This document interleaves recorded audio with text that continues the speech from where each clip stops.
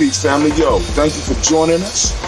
Right? And I'm thrilled to announce the fact that we are now releasing our first free e-course. Come and learn about Gye-Nyame journey. See some of the stuff we do. Come and join the tribe. Tribe up with us and check out the free e-course. We'll make sure that the URL pop up right about here. And it'll probably be somewhere in here. Check us out, family, because we are building.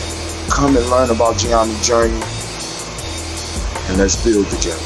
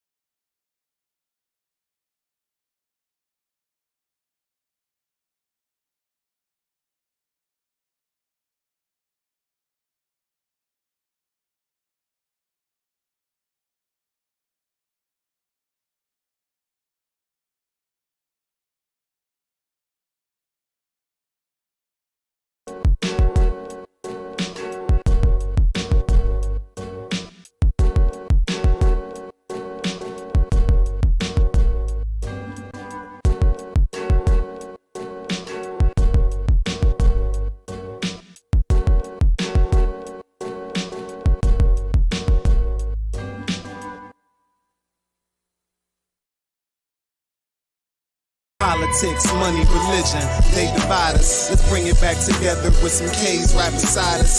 Stars shine bright, sucker, how you gon' hide us? Higher than planes in Malaysia, can't fly us. Politics, money, religion, they divide us. Let's bring it back together with some K's right beside us.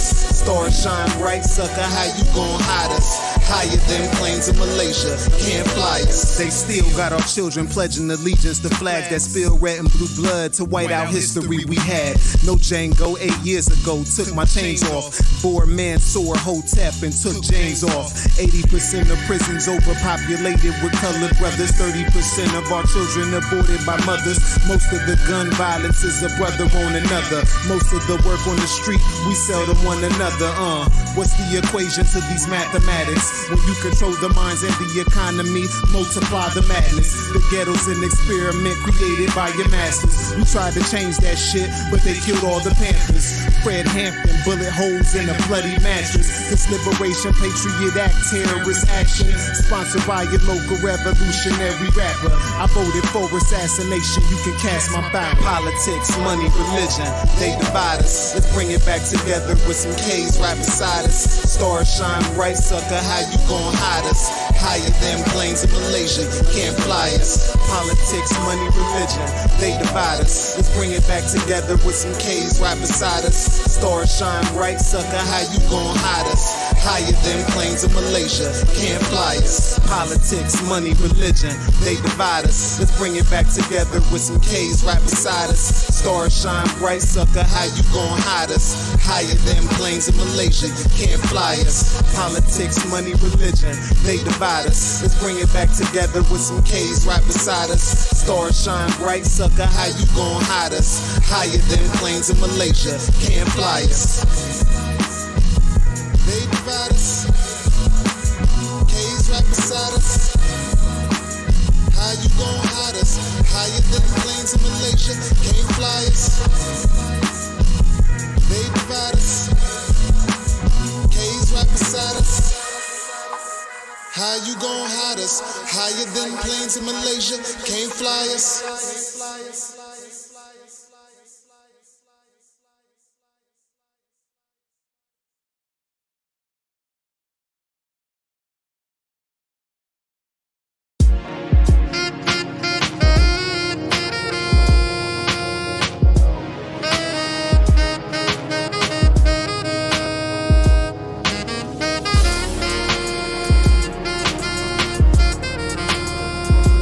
Women, but the most important goddesses were black, not just for the African now, in the civilization of the Greek. The Greek was so profoundly affected by the Africans that the goddess of chastity was a black woman, Artemis. The goddess of wisdom was a black woman, Minerva. The goddess of beauty was a black woman, Diana. And many of their great mythological figures which were critical to the vision of history, the history of the Greeks in the Odyssey. The woman who has the power to draw Odysseus and all his crew into her is Circe, who is represented as a black woman with African features on the Greek vases. The woman who helps Jason win the Golden Fleece is a black woman, Medea. The woman who marries Perseus, the Greek hero, is a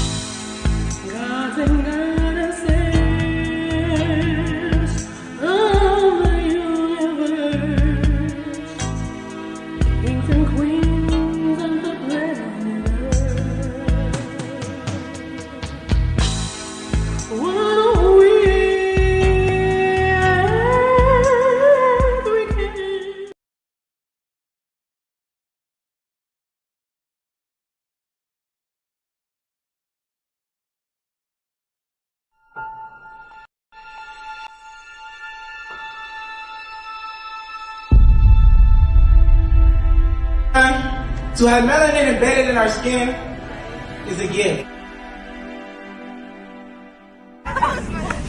Oh my gosh, when I say too black, you say too strong. Too black? Too strong? Yeah.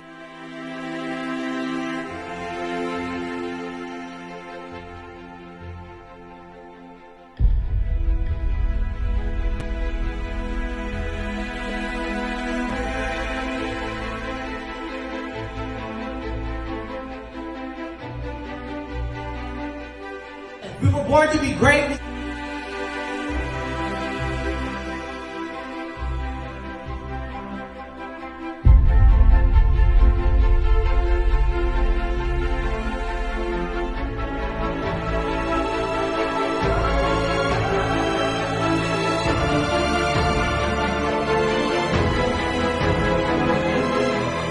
Oh my gosh, when I say too black, you say too strong. Too black?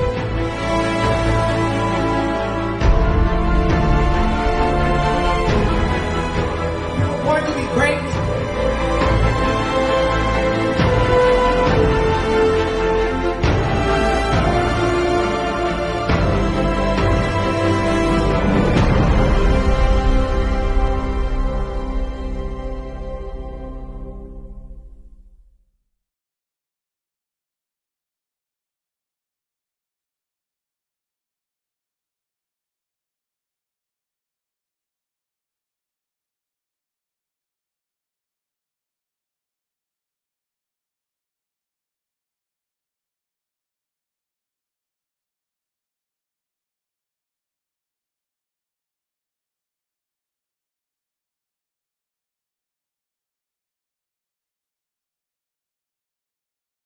Today, answers matter more than ever before. That's why IBM is helping businesses manage customer questions with Watson Assistant. It's conversational AI designed to work for any industry. Let's put smart to work. Visit ibm.com/Watson Assistant.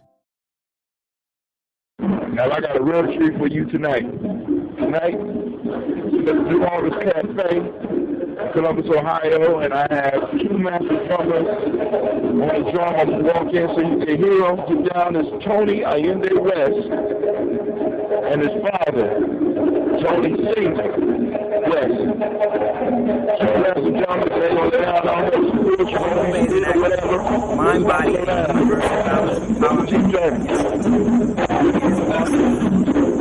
He's lying. Of course. With that, we're working with resiliency. We're working with trauma-informed care. With all of the mind-body connections that we need to not only address so many of our ills, but also to heal from them.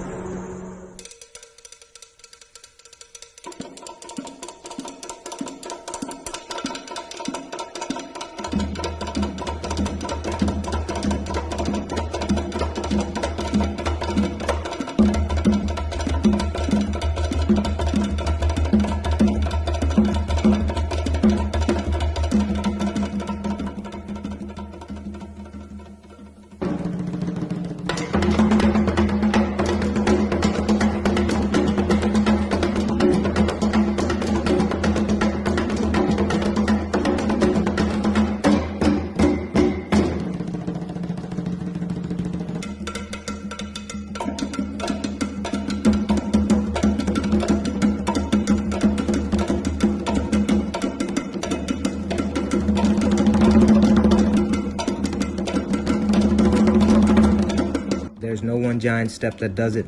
It's a lot of little steps. Author unknown. How do you regulate? Yoga, meditation, and Bube. Mind, body, universal balance, empowerment. We're waiting for you. How do you regulate?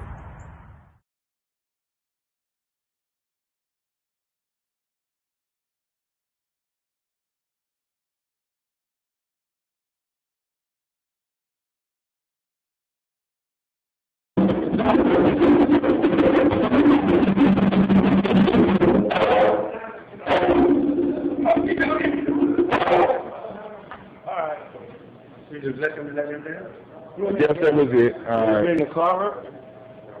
That was it. So. we on YouTube. I'm not. You on my radio station. This is Elder. Oh, really? Yeah, this is Elder West. I'm gonna do an interview with him when he got time. But don't say hello to the people.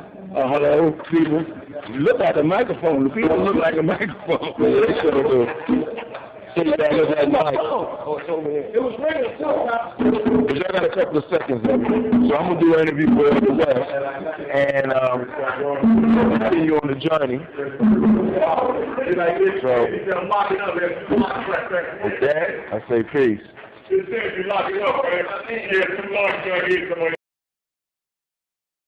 Today, answers matter more than ever before. That's why IBM is helping businesses manage customer questions with Watson Assistant. It's conversational AI designed to work for any industry. Let's put smart to work. Visit ibm.com/Watson Assistant. Today, answers matter more than ever before. That's why IBM is helping businesses manage customer questions with Watson Assistant. It's conversational AI designed to work for any industry. Let's put smart to work. Visit ibm.com/Watson Assistant. Peace, this is Brother Hatil. I'd like to welcome you to the journey. Today I'm joined by my uncle, Umar bin Hassar, from the Last Poets. And I just want to talk to him a little bit and let him drop some knowledge on us. I'm gonna just be free flowing. So Umar, if you could, go on and let the people know who exactly you are. Yeah, well, actually, you know, I'm Jerome Julian or Hank Julian or whoever they used to call me back in Akron, Ohio. You know, being the father man, you know, I was athlete, star athlete at Akron South, you know, Akron West Junior High School, lived on the west side, grew up in the bottom of North Akron, you know, so hung out on Howard Street, Roost Avenue, put all that game together and decided to go to New York and become a Last Poet. So boom, voila, here I am. How did you end up? Because you know the name of my show is called The Journey. How did you embark on the journey to go to New York? Because I know it kind of had to be kind of hard to leave everything, because you from Akron. You jumped up and you left. Could explain to my people out here what it took in you to get up and leave. What moved you to have to leave Akron? Well, first of all, you remember we had that little ride back in 1968 on Roost Avenue? You know I wasn't born till 68. That's right. We had this little ride, and the thing was that we had gotten tired of the Akron Police Department humiliating and using us, our fathers, our grandfathers, and we decided to just, you know, go and step up and join the ranks of the back. But see what happened, what brought about the initiation of our action ride or whatever was up in the Huff area. They'd already rioted the year before, you know, they burned stuff down in the Huff area. Matter of fact, one of the brothers who was a capitalist for that riot, Ahmed Evans, we had run to and talked to him, and he had said, you know, it's time to get down now, it's time to do this, you know, it's time to get these you know, so-and-so's off our back. And, you know, and Ahmed Evans at that time told me one of the most honest things ever, any of the so-called revolutionaries told me. He said, when they go down, I'm going to be on the rooftop shooting cops. And that's just where they got him, on the rooftop. He killed 3 cops in Cleveland, up there. So that was happening at the time, but you had the stuff all around the country and riots and stuff. So, but the thing I said, you know, the Akron Police Department was, you know, and it wasn't all white people, but the Akron Police Department had their own little so-called difficult relationship, you know, with a lot of black men, you know, you can like them. So all of a sudden, there was something that happened on the east side. Someone said, oh man, they killed a brother on the east side. All it did, it could have been just a rumor, it couldn't have been a lie, it could have been just something else, an assumption. But that's all it took at that time back in those years for somebody to say, you know, they killed a brother somewhere. So next thing you know, we're throwing stuff on Worcester Avenue, we were going down Main Street, begging at Leroy's jewelry store, you know, and these guys are shooting at us coming up past that canal down, and we come up that hill trying to get to Water Street. They shoot real bullets. So, boom, when that night it kind of cooled down, but the next night we back out again. I'm one of the so-called instigators. I'm right in the middle. He's like, yeah, man, do it, everybody said, okay, hey, we go follow you. It's like, you know, yourself, you know, I tell them, black people in Africa, they weren't all that black. They wasn't, most of them, they were reactionary. They weren't anything about Africa or blackness or consciousness. They wanted to go to Firestone and Goodyear and Goodrich and get them jobs and Right. jobs. So, but this time, I don't know, the young people at the time, like people like Wayne Thompson and Dr. Watts and all them people, you know, your father and myself and, you know, and Lemuel Freeman and all the street people. We said, hey, come on, man, let's go down, man. We're tired. So, boom, another day happened. So, and the second day happened was, boom, there's a little more stuff happened. Then the third day happened. They got my picture on the front page of the Dickens Journal, my hands in the air, the National Guard. Got a gun in my back, and my mother said, all the niggas, they had to take that to catch you. So, boom, one more night we go down. But this time, we had a place on Moose Avenue, where it should be the barbershop, the corner, and Raymond used to be a barbershop, but we turned it into the Black United Front.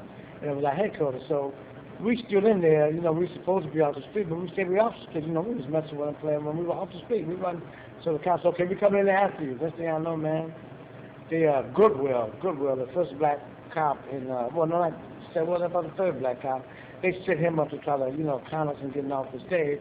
But what happened was, this one cop who I hated, I know it pushed Goodwill out the way, and they came in, them, the cops, the gas mask, and National Guard, they came in, we was doing hand-to-hand in that little place, man, that little office room.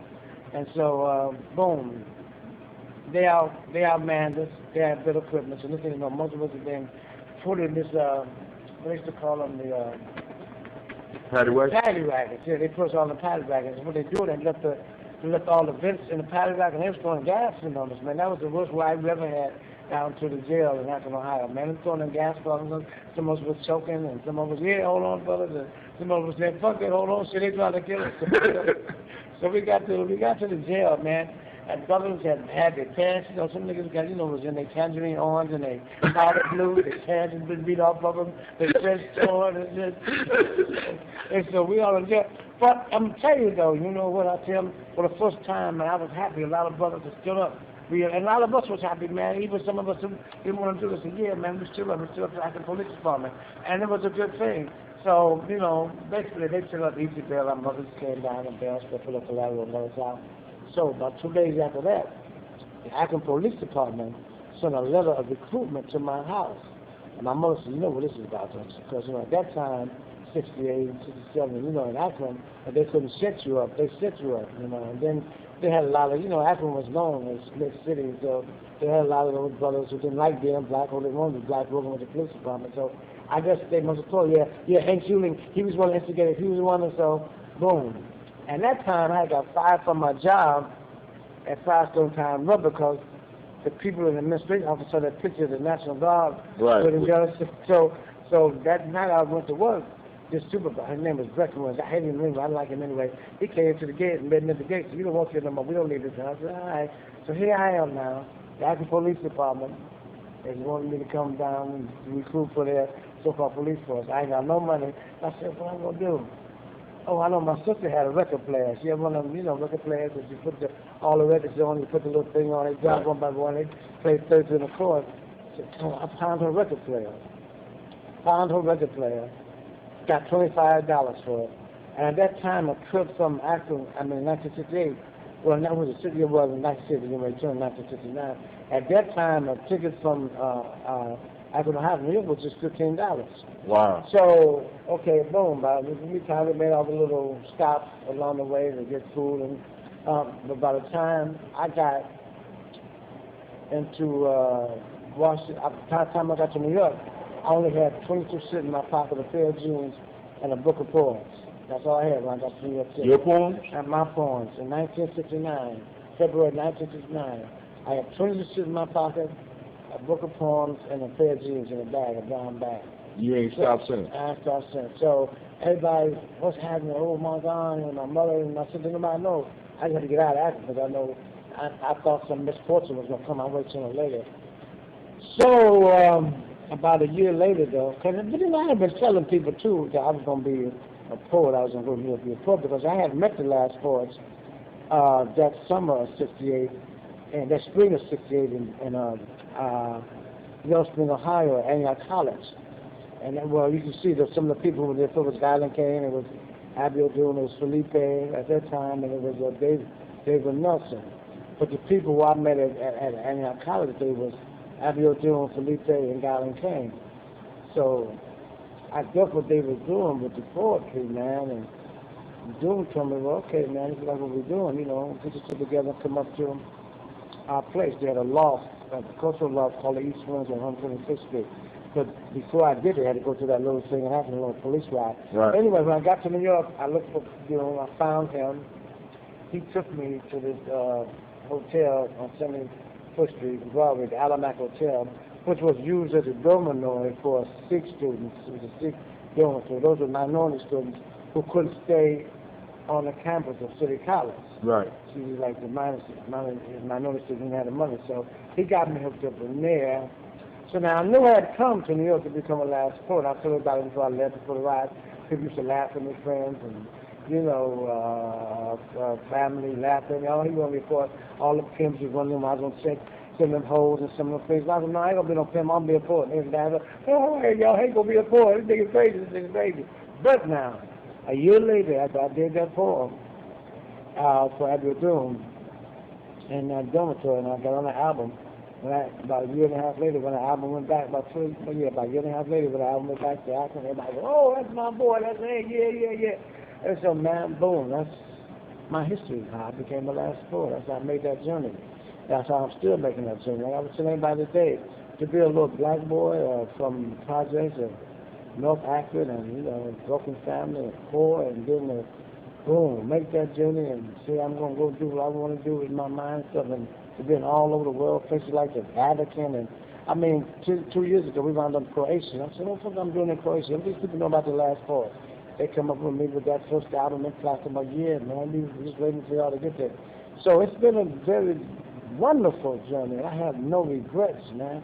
I have no regrets. I've had my ups and downs in this life, in this world, but that's all part of my journey. That's all part of me being a human being. So right now, if I was to leave out of here born, but just right after this interview, I was have a heart attack, I'd be okay. I'd be smiling on my face because I did what I wanted to do. I believed in that dream. I followed that dream. I believed in that journey. I made that journey. I'm quite happy and blessed, man, to be here at this time and this part of my life. Man, you know what? Because that was concise, that was clear, and you covered every aspect of the hero's journey. The calling, the challenge, the initiation, the realization. I mean, you made it very clear. So, I mean, we really don't need to go no farther. This is Brother Hakim. I'd like to thank you for joining us on this journey. Check out my blog at www.GyeNyameJourney.com. And I want to thank my uncle, Mr. Umar bin Hassan, the last poet, the one that wrote and originated, Niggas Are Scared of Revolution. Niggas are scared of revolution. And I was thinking about all them niggas in Akron when I wrote that poem. That's what I was thinking about. Niggas, all them niggas, all my images. That's what I was talking about when I did that poem. Niggas, I was about the niggas that stand on the corner of Rooster Avenue and and Raymond and Howard Street, and I was talking about them niggas I was putting out there, Jack. Wow. I mean, in a sense, niggas, Scared of Revolution was an actual experience that you went through that you just shared on the Gye-Nyame journey. That's all. Damn. And it's a small world because, you know, my whole life, like I heard the last poets, and I moved up to Columbus, and I got into the Black Conscious movement, and I started listening to the last poets, and one of my favorite cuts, of course, was Niggas Are Scared of Revolution. And all this time, you know, I'm like, damn, you know, and then I finally met you because Quojo brought you here, and we started talking, and I found out you from Akron, and then I said some names, and you were like, damn, I know your daddy. I know how your mama doing, blah, blah, blah. And then I go speak to my mom, I say, why you ain't tell me you knew somebody last week? I said, who? I said, Umar Ben Hassan. She said, Hank? I said, what? Yeah. So all this time, you see me walk around with dreads, with African shit on it, and all this. You never said nothing about knowing one of the people that is responsible for me even learning how to think. Because if I would have just stayed in Ohio State, I would have never learned how to think. I would have learned how to follow orders. Yeah. The Niggas Are Scared of Revolution was one of those things that snapped me into being able to think. Well, that is what I'm going to do that call for you, man. I appreciate that. I appreciate that, Jay. I don't know what you just said, because we just talking about that video that you wrote on that. I was saying, I tell you, the one who said it deep, he's going into the real deep stuff. But again, I can see what the point that you are saying. Well, your daddy was a thing too. You may have lines up, but you know, he just wasn't no funk. He wasn't stupid. He was a thing. He just that drugs in all of us. I was part of that drug, part of that chemical warfare. I went through that. So, and it's the best. I know niggas who could do martial arts and run through walls and walls, but they wound up on crack too, sleeping in Central Park West, right beside me. So, you know, it got to some of the best of us. You know? Oh yeah, I mean, but that's the nature of warfare. That's the nature of warfare. You know what I'm saying? But to survive that and come back and not be a victim of it, that's the most beautiful thing. And that's what I'm grateful for, because, you know, a lot of people thought, you know, Omar going to wind up like Marvin Gaye or, you know, David Ruffin or Huey Newton or Gil Scott. I said, no, I'm not. I don't want to wind up like that. Because, you know, my thing, you know, I was a winner in that, but I was on winning football teams and balance and well, you went to South. You ain't know nothing about winning. You know what I'm saying, you know? So I was a winner, man. I ain't going out like this. No, man. But just like LeBron said, I ain't going out like this either. He's going to act with me. Right. I know that look. Remember that look they showed LeBron when he was in that fourth game? Was it the third game when he was making all them shots and stuff? And he showed that look on him, like he was looking out from under his eyes like he was evil. Right. See, I knew what that look was. See, that look was some of that Worcester Avenue, Post Howard, Funky South Side, up from the bottom North Avenue. I said, these niggas don't know. They getting ready to get their ass whipped up in this room tonight. Boy, he said that look. I said, I know where LeBron go. He getting ready to throw down tonight, man. And he did. And he did. I'm glad he did. He threw down on the night when they didn't think he was going to take it all the way through. So, I go to Ohio. I'm telling you, you know, people talk about if you can make it in New York, you can make it anywhere. If you can make it in Akron, Ohio, you can make it anywhere. Trust me. You heard it on the journey. This is Brother Hatim. I'm saying peace. We like to thank Brother Umar, and I'm going to send him a link. And also, I'm trying to hit him up to the Gumroad. So y'all be looking for his stuff on Gumroad real soon and support what he does, because artists depend on the patrons in order for us to survive. You know what I'm saying? So a lot of y'all been getting shit for free. Stop getting shit for free and support my uncle. With that, I'm going to say peace. Peace out. I want you to get, eventually... Today, every answer matters more than ever before. Because whether it's about health, deliveries, or finance, some things just can't wait. That's why IBM is helping businesses manage millions of calls, texts, and chats with Watson Assistant.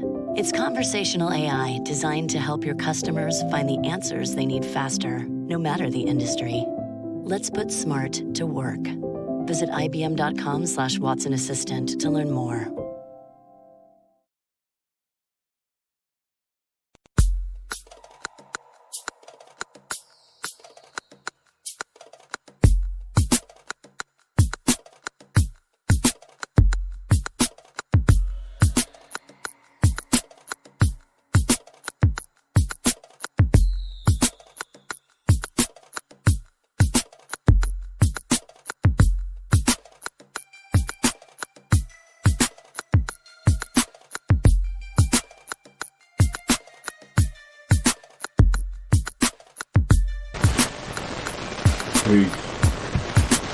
your brother Hakim.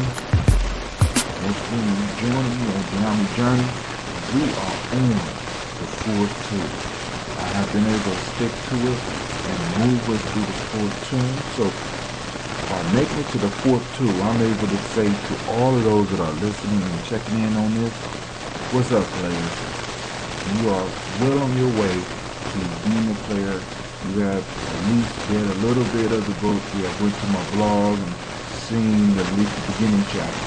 I'm going to make the rest of it available, but I'm doing a lot of things at this point. But we want to discuss the fourth tour today. Before we get into that, of course, we got to make sure we take care of those that take care of us. So this show is powered by Oxy Water. Oxy Water. Man, listen. I did a keto practice this morning. I had one yesterday, and it's nothing like having a cool, refreshing drink with zero carbs, zero sugar, or zero calories. Now think about it. I'm drinking water with flavor. Not only is it water, it's mineral water, and it's oxygenated mineral water. So now I'm getting extra oxygen, I'm getting 7 minerals, I'm getting some B vitamins, I'm getting some things, I'm getting my electrolytes. It's just awesome. So check out some Oxy Water. Go to tryoxywater.com. Also, we want to send out shots to provide us with our intro and exit music.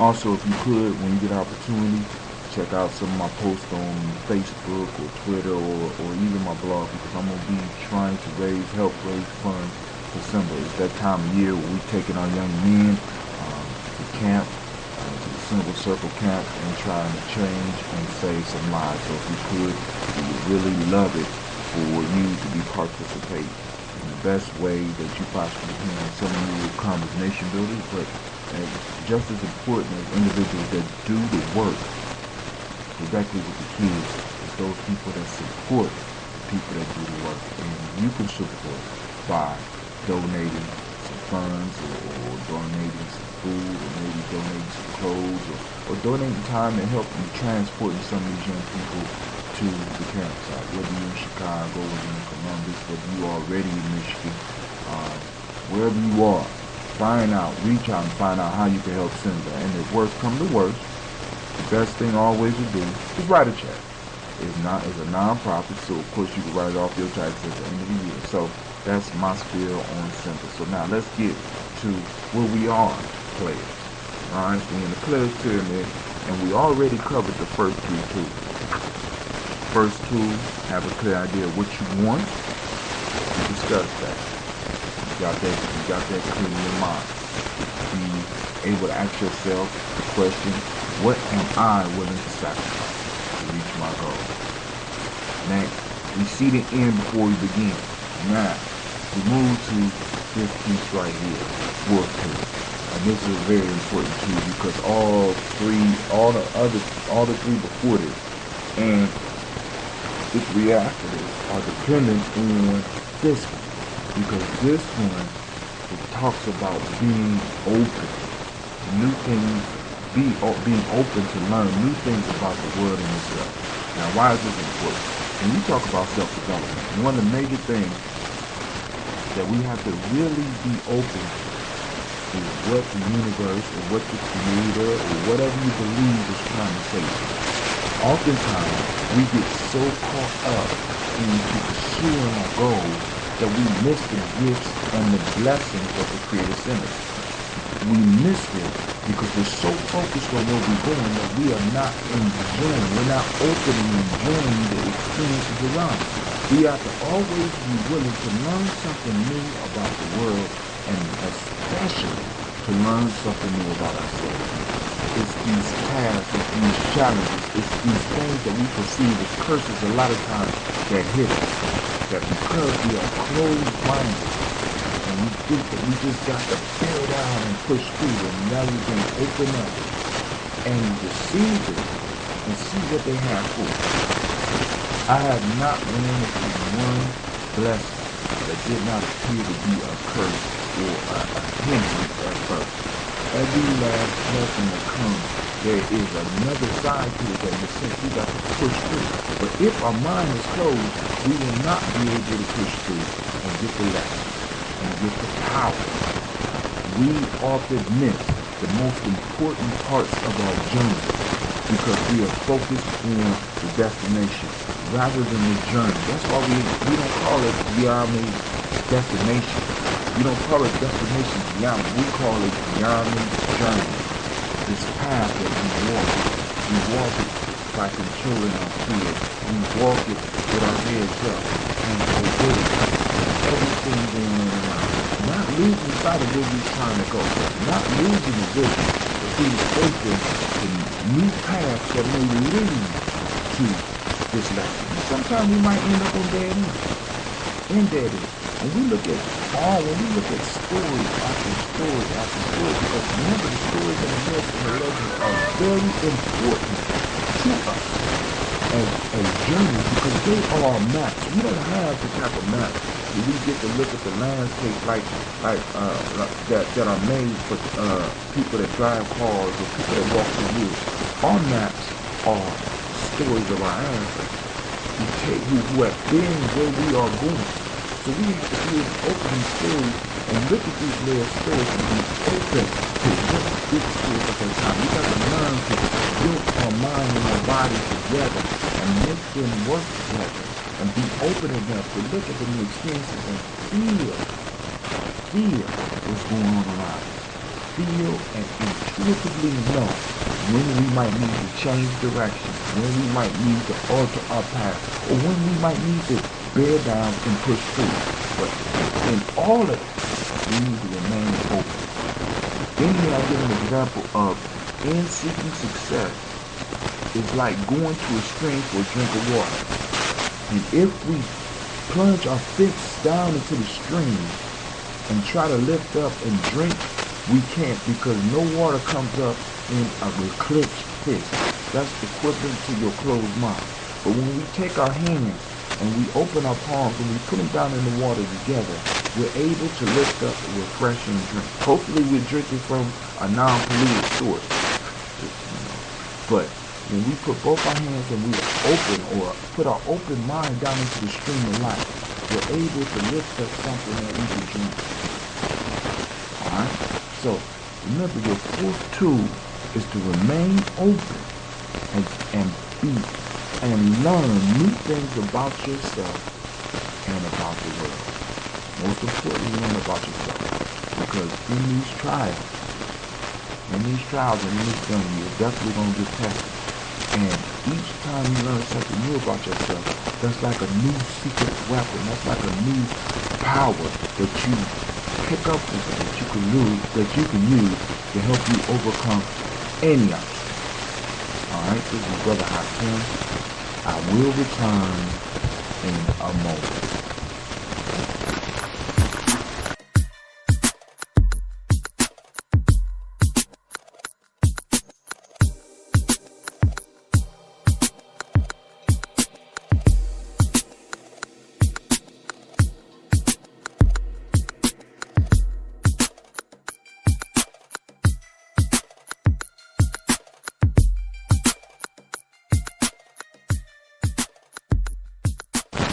We're back.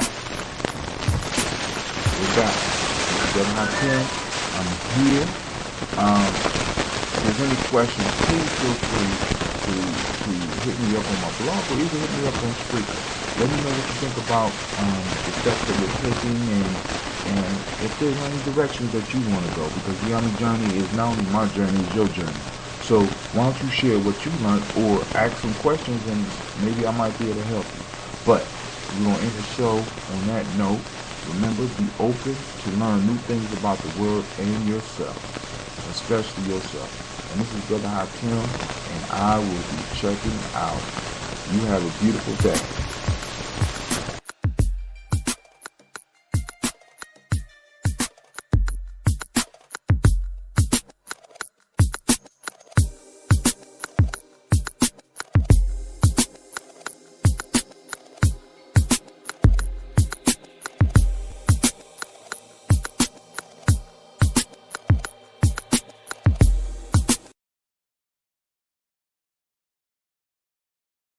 Today, answers matter more than ever before. That's why IBM is helping businesses manage customer questions with Watson Assistant. It's conversational AI designed to work for any industry. Let's put smart to work. Visit IBM.com/Watson Assistant.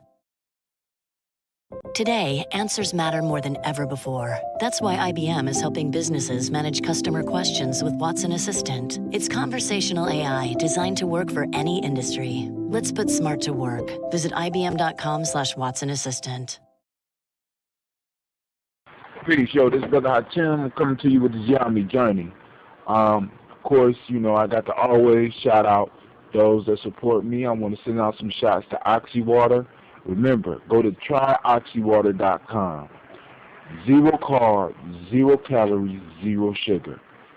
It got at least 5 B vitamins. It got 70 minerals. It's the world's first mineral and oxygen enhanced mineral water. So go and try the Oxy Water. Give it a try. Then also, I want to send out shots to Orange 82. Go to orange82.com if you like their music. They do house, techno, some hip-hop. They do a little bit of everything. Go and check out Orange 82 at orange82.com. We want to thank them for providing the journey with the intro and exit music. Now, right now, I'm doing another freestyle. I'm sitting here with a brother that I haven't had the opportunity to chill with for a while, and he's willing to do the radio show with me, and we're going to have a nice little conversation. And we just going to let it go where it go, and then I'll just label it and things afterwards. All right? So here we go. Dion, introduce yourself. What's up? My name is Dion Brown, Southside Columbus, you know. That's it? Yeah, I mean...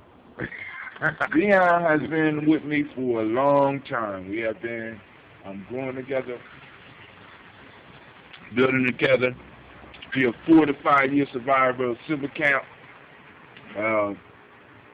He has a very long street history. You know what I'm saying? So, you know, we're gonna get real with the conversation. But you were saying something about mentors. Mm-hmm.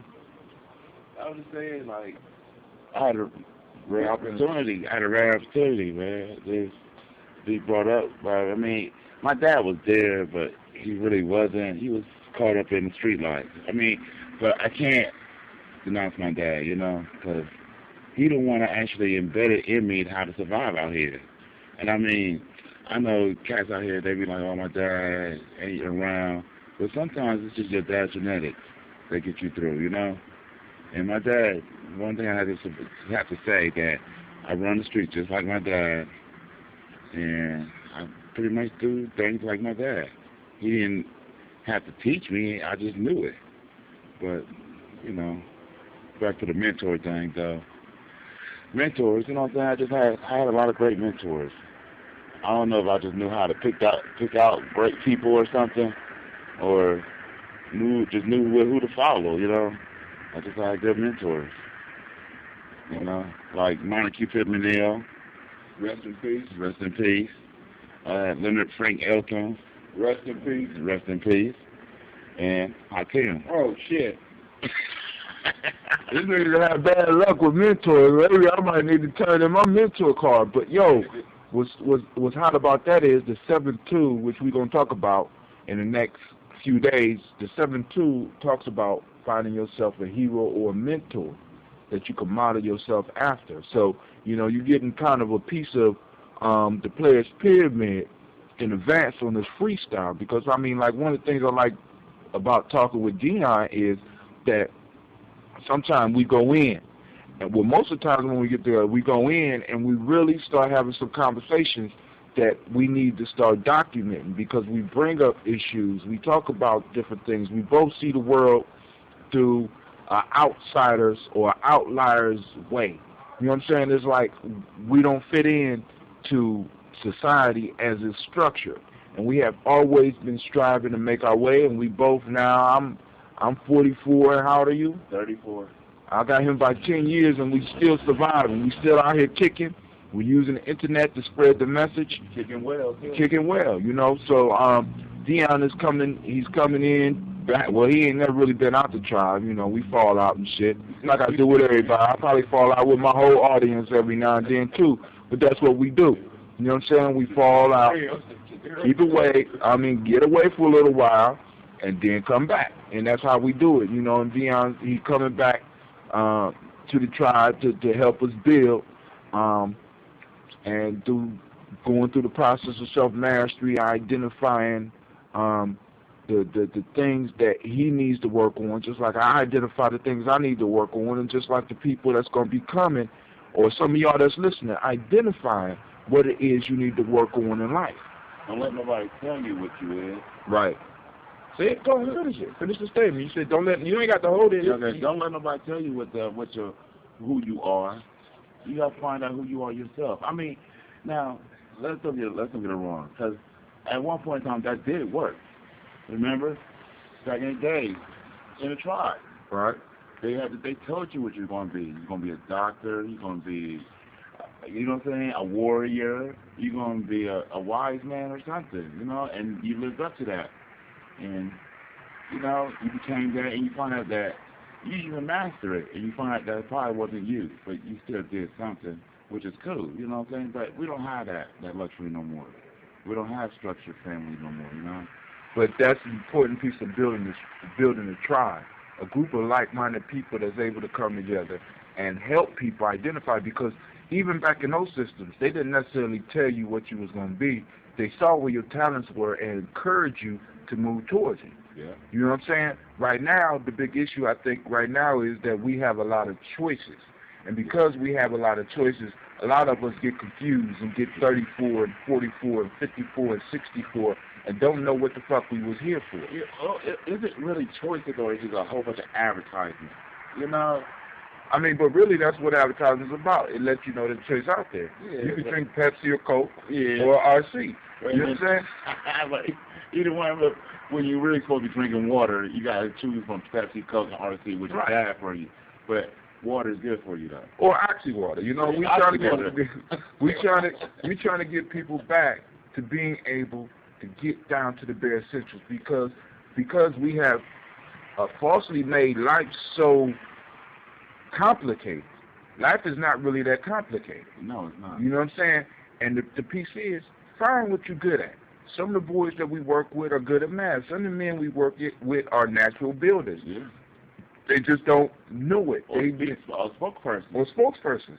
But they just don't know it. Yeah. And what Gye-Nyame tribe strives to do is to find what people are, find what their purpose, help them find their purpose, and when they find their purpose, encourage them to move towards that.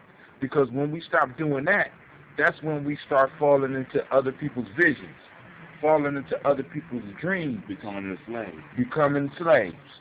You know what I'm saying? So, you know, that's the important piece, and that's the important piece of the self-mastery. That's why I'm really, really stressing this for the old generation that's coming back and for the new ones that's coming.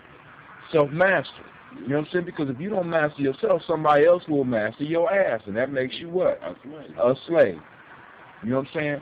So one of the major purposes of Gye-Nyame tribe is making sure that we free people from the mental bondage that they are in. That's been a major goal in my life. I ain't been able to vocalize that, but that's a major piece. Do you. You know what I'm saying? Be the best you that you can be and find your tribe. Maybe your home is Gye-Nyame. Maybe your home is to build another tribe. But whatever it is, be the best at what you can be. And when you become the best at what you can be, you'll see people gathering around you with other talents, and you'll be able to build something bigger. Yep. You don't have to go far to build that. You don't have to go out the city or anything. You can actually start at home. Master your home. You're supposed to start at home. You know what I'm saying? You can be a son. Be the best son you can be. You can be a dad. Be the best dad. You can be a mom. Be the best mom you can be. That's your tribe right there.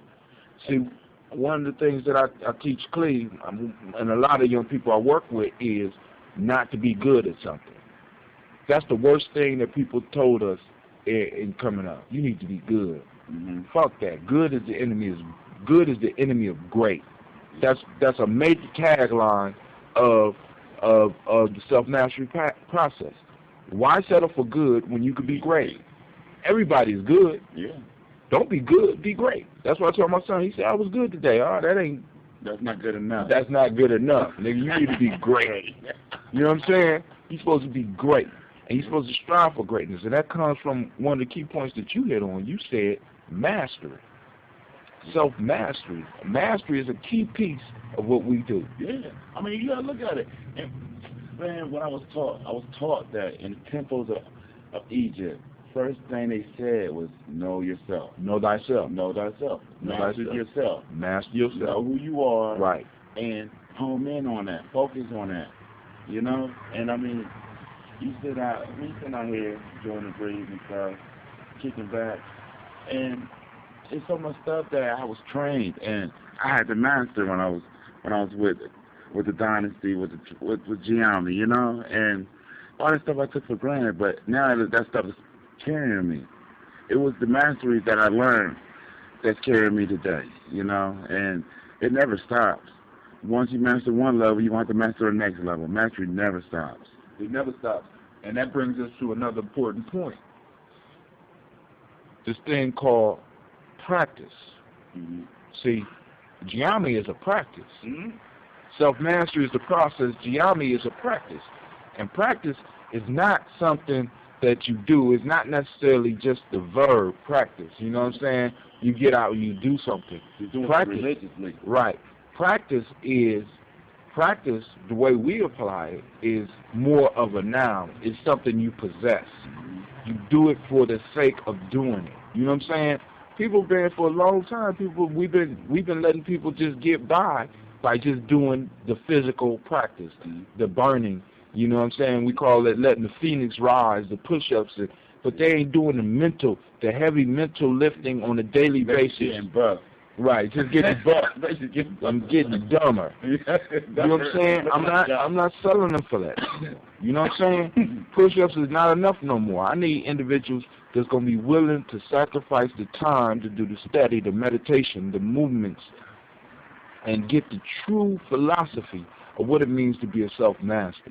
You know what I'm saying? Because it don't do no good to master other people, how other people doing what you want them to do, if you don't have true mastery of yourself. What's good is a house that's painted nice and it's got a terrible foundation. There you go. You know, you got a nice vine, you know, you got bushes, a rose bush in your yard, but your basement is going to crap. You know, you got flooding, the inside is messed up, your walls are deteriorating. You know, it's just, you got a lot of stuff to go on. You know what I'm saying? And one thing about it is not just about the pure look, man. You gotta know something. You gotta be able to do stuff. You know, just to look good and it's not good enough. And that's what and I mean, for real, that's what today is actually advertising. It's all about the look. It's all about the look. You know what I'm saying? These women running around here trying to lose weight. That's really going depressed. That's really ready to kill themselves because they ain't losing weight. And all they gotta do is look inside themselves. Accept yourself and understand who they are and what their way is, you know? Right. You know what I'm saying? Guys up here taking all types of little medications to get themselves to perform better when they just got to take the mental blocks out of their head, you know? Word. And they don't. And that's the true thing about mastery. Mastery is inside out, you know? From the inside out, not the outside in. You ain't going to feel better yourself just because you chisel your chest and your stomach, you know? Right. You got to feel better yourself before that. You got to see that. See, and that's one thing about it. Tim told me something a long time ago, you know. We determine as a doctor, you know, 12 years of school, or you wake up one day and say, I want to be a doctor, you know.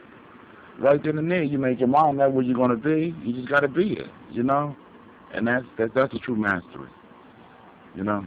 Being able to do it. Being able to do it. Being able to do it. Being able to go deep, go deeper, higher and further, and push yourself, and being able to stay in the extra time that it requires, because a lot of people want quick results. I mean, this culture got us to where we're looking for quick results. We're looking for quick outcomes. Quick gratification. Everybody want to be gratified real quick, but it don't come like that. There's a lot of drug victims. Oh yeah. Microwave generation, you know what I'm saying? Don't have to wait for nothing. But mastery and practice, like in Gye-Nyame, we got all these ranks. You know what I'm saying? And the whole system, a lot of the system came through me And I'm not even at the highest level. It's like I still have to achieve, and in order for me to achieve, I have to get the approval of those that are going through the system. Now, I have to build up to a certain level to get past where I'm at right now, just like Dion got to do it, and just like all those other brothers out there that may be listening and sisters out there that may be listening. We all got to be willing to push forward. You know what I'm saying? That's why one of the key things that we do in the self-mastery classes and with the Gye-Nyame tribe, all of us one, but we talk about the 3 levels of learning. You know what I'm saying? Memorization, intelligence of the mind, and then it becomes part of you, which we call intelligence of the heart. We're trying to get people where it's intelligence of the heart, where it just automatically pops up. Without knowing. Knowing without knowing. That imani, that deep knowing, and it's like it's amazing that all this stuff is pouring out of you, all these actions is able to pour out of you, and you're able to make the right moves at the right time, but you have prepared yourself, as Dion said, internally first, so that when life hits, you're ready. And you understand that your happiness, your joy, is not determined by external circumstances. When we look at the definition of self, when we talk about self-mastery, self is the absolute, complete, and perfect aspect of a being that is not controlled by external circumstances, that is not determined by external circumstances. A lot of us we determine our happiness by our external circumstances. We determine our development by our external circumstances. But when it comes down to it, the self has everything that it needs. All you have to do is plug into it. The same self is the part of you that was able to take you from an egg to an entire human being. It's the part of you that sheds your skin every so often and renew every cell in your body. This intelligence, this innate intelligence that's in you is waiting for you to plug into it. If it can do your body and make sure your heart beat and your nails grow and your hair grow, what? Without you thinking about it, what else can they help you do?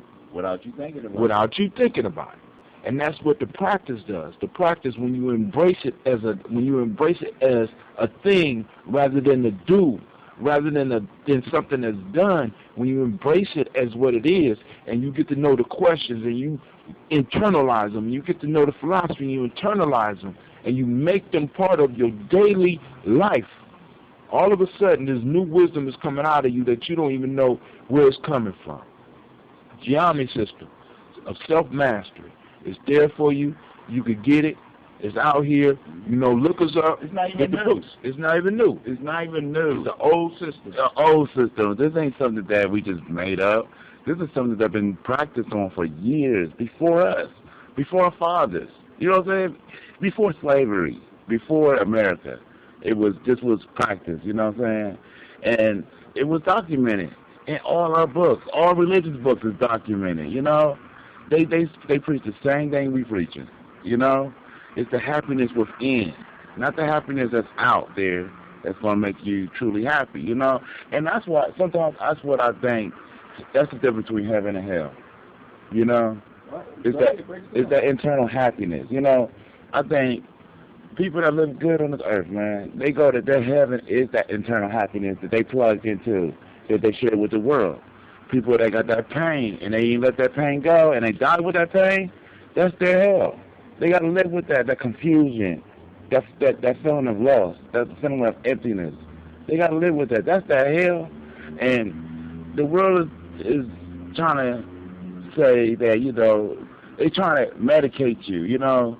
And medicating you is not fixing, it's not curing the problem. It's just making you not feel the symptom. But the problem is still there, you know? And people be like, you know, oh, my back is hurting. I just need a pain pill to get by. No, you need therapy. It's not the pain pill that is going to cure you. It's the therapy. It's the exercise that you do for yourself. And that's what we trying to plug you into, you know? We just want you to exercise your mind, exercise your heart, you know? Do our exercises, and you will feel the same way we feel, you know? It ain't no easy thing. Nothing's easy. Even this little self-care, this stuff out here, it's not easy. That's why people go crazy for it, you know? We trying to help people so they don't have to go crazy for it.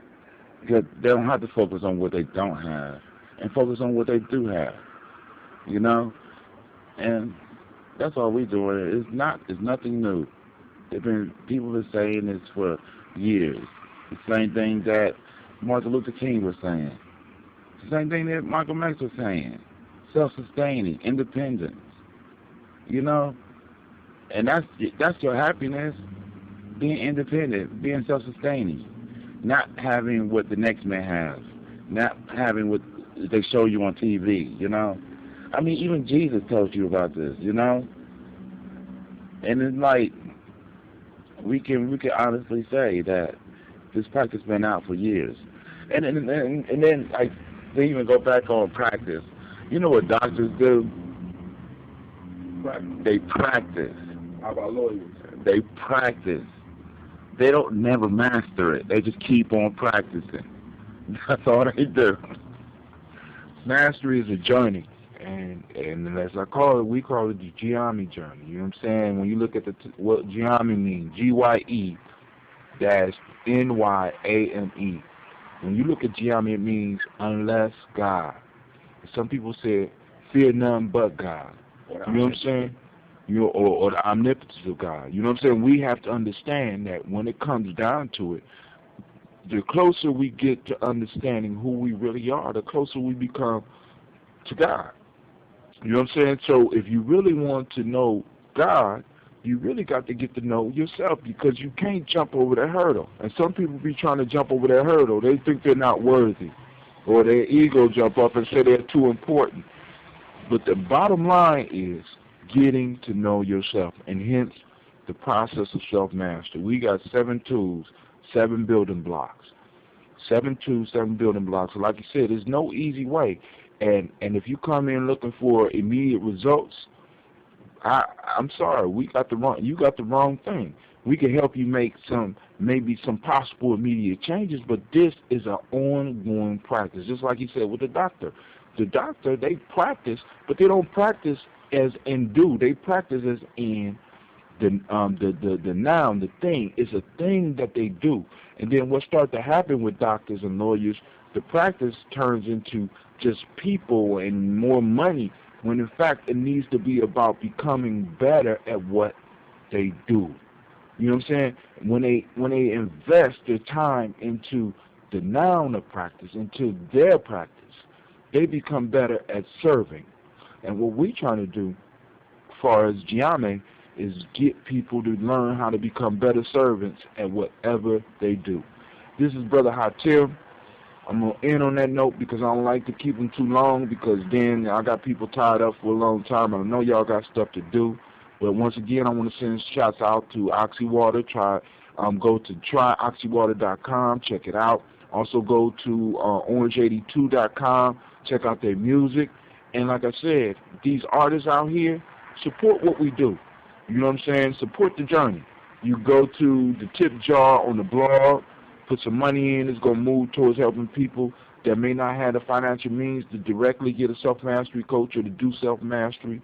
You know, you could purchase the books. I just put the Players Pyramid on Gumroad.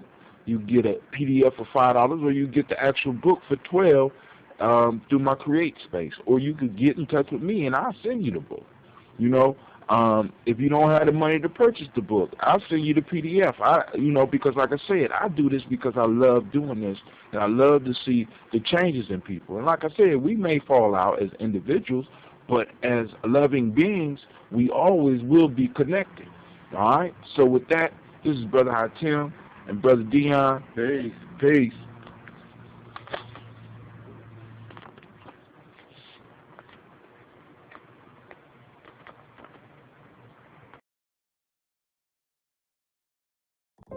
Today, every answer matters more than ever before. Because whether it's about health, deliveries, or finance, some things just can't wait. That's why IBM is helping businesses manage millions of calls, texts, and chats with Watson Assistant. It's conversational AI designed to help your customers find the answers they need faster, no matter the industry. Let's put smart to work. Visit ibm.com/Watson Assistant to learn more. Today, answers matter more than ever before. That's why IBM is helping businesses manage customer questions with Watson Assistant. It's conversational AI designed to work for any industry. Let's put smart to work. Visit IBM.com/Watson Assistant. Peace. This is Brother Hatim. I'd like to welcome you to the journey. Gye-Nyame journey, that is. Of course, this is powered by Oxywater. Go to www.oxywater.com. It's the world's first oxygen-enhanced mineral water. 0 carbs, 0 calories, 0 sugar. Check it out. www.tryoxywater.com. Also sending shouts out to Orange 82 for their support as far as allowing us to use some of their music as intro and exit music, but since I'm recording this podcast on my phone, I am not capable of having that music right now. Today, I want to talk about, first, let me apologize. I listened to the 4th tube, Keeping an Open Mind, and I will have to re-record that because of the static. I don't know what it was coming from. I don't know whether it was from the speakers or from the computer mic, but I want to apologize to those that's really trying to get something out of the journey, and I apologize to the listeners for whatever was causing that problem. I will figure it out, and like I said, just like all journeys, we will make adjustments and we'll make adjustments and we'll adapt and overcome, because we are resilient. So for those that missed the fourth tube is about being open so that you can learn something new about the world and most importantly, learn something new about yourself. But I'm not going to do that one right now. What I want to talk about is the last step in the hero's journey, death. I don't even know where to start. I am thinking about it now because my grandfather is passing. It's been a very, I guess I could say, trying day, because I'm not depressed, I'm not sad or anything, but the day started off with me having to take my youngest daughter to the doctor because she has some rashes that's been popping up over the last couple of days, and I wanted to see what was going on. And they could tell me nothing. And then I got a call later on the day about my grandfather, who was unresponsive. He has full-blown Alzheimer's, and he's just laying on the oxygen machine, and my mom is real stressed and down about it, and it don't look like he's going to make it too much longer. So, of course, my prayers is going out, and I will ask for all those out there, prayers to go out. My grandfather lived a good life, so I'm not sad about his passing, but as I was standing over his bed, the thought came to me, because he couldn't, I had no conscious sign that he could hear me saying goodbye, because I went over there right after I got off work. As a matter of fact, I got off work early.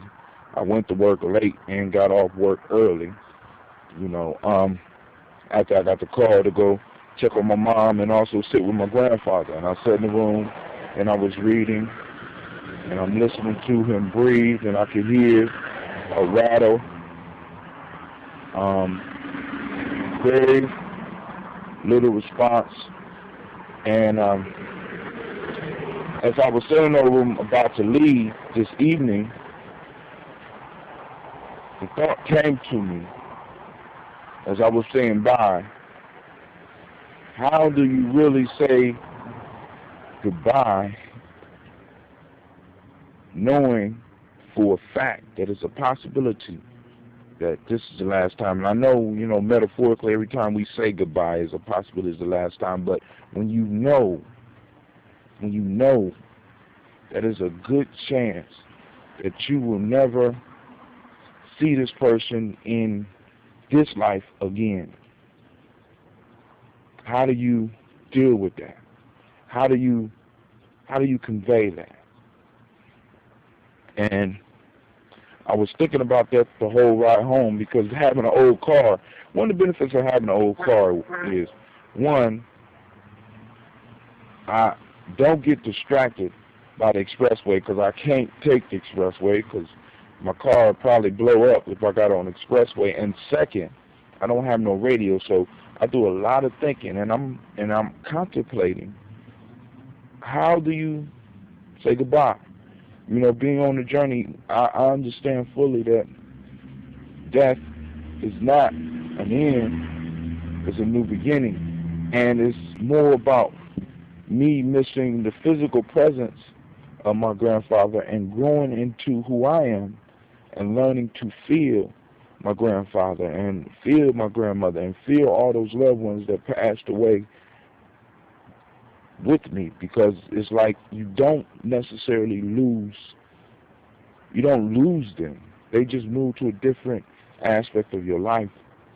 And in the spiritual system that I'm learning about, that I'm growing in, I understand that ancestors play a very important role in our lives.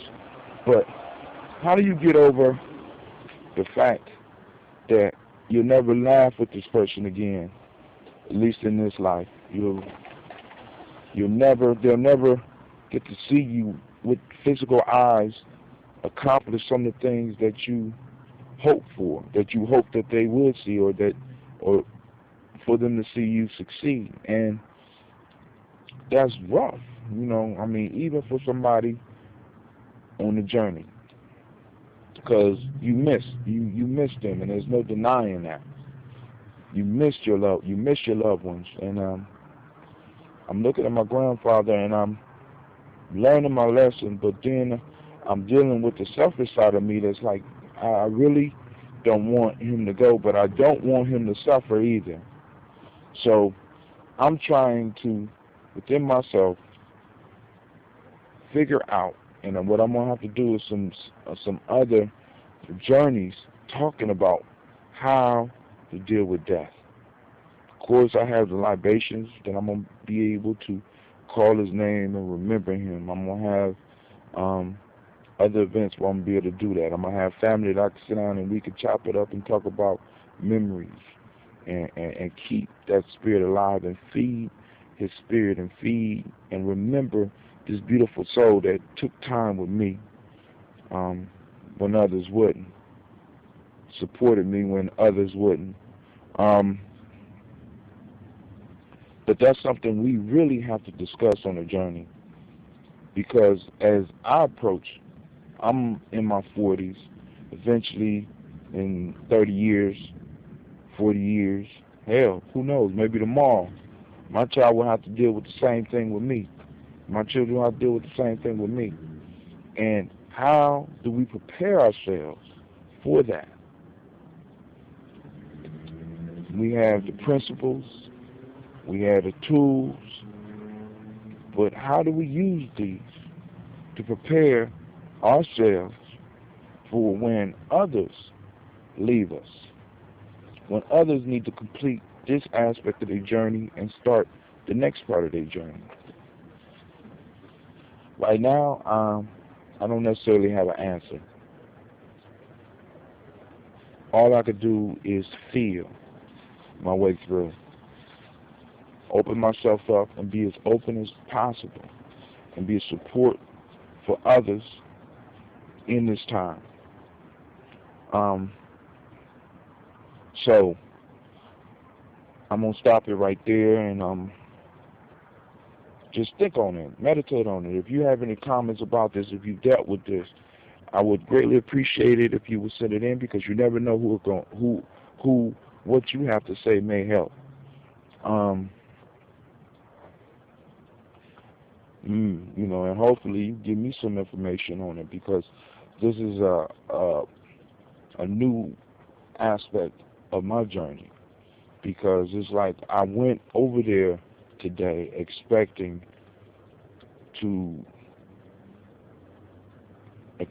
my grandfather to pass away as I was there, and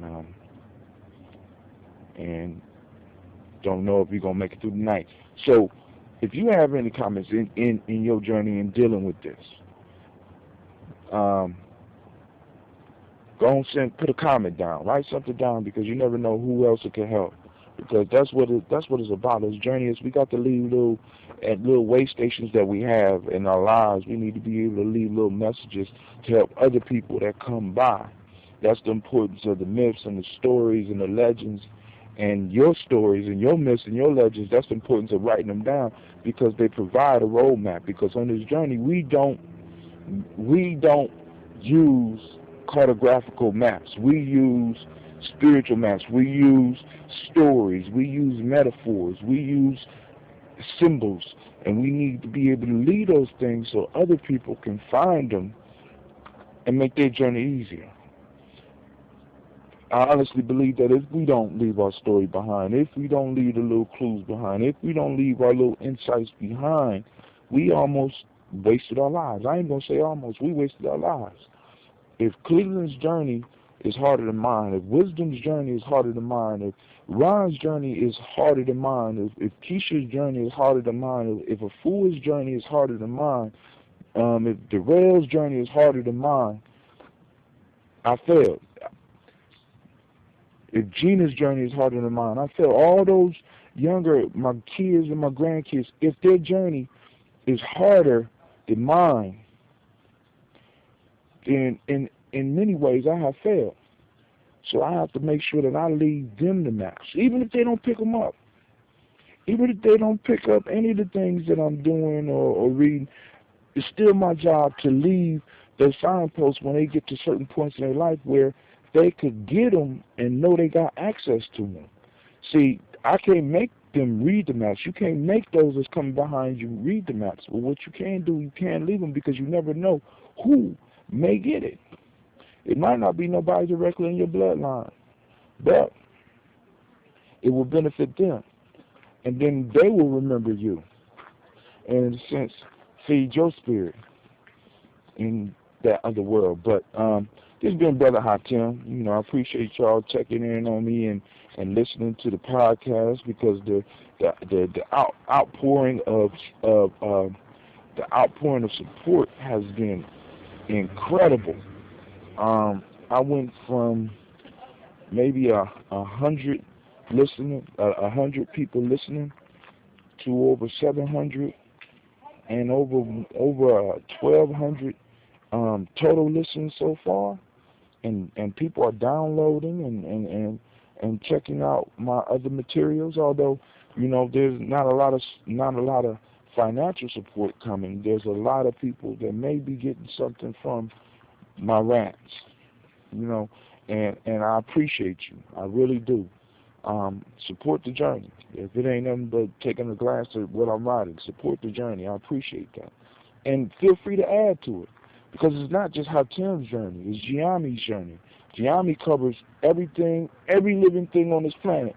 So if you're an alien on this planet, you know what I'm saying, feel free to write something down. Hell, if you're a dog reading this, go home and leave a comment. You know, if you're a cat, leave a comment. If you're a human being, leave a comment. Let me know what you feel. Let me know what you discovered on your journey, because that's what it's all about. Us connecting. Remember, in my description of spirituality is about establishing and maintaining relationships.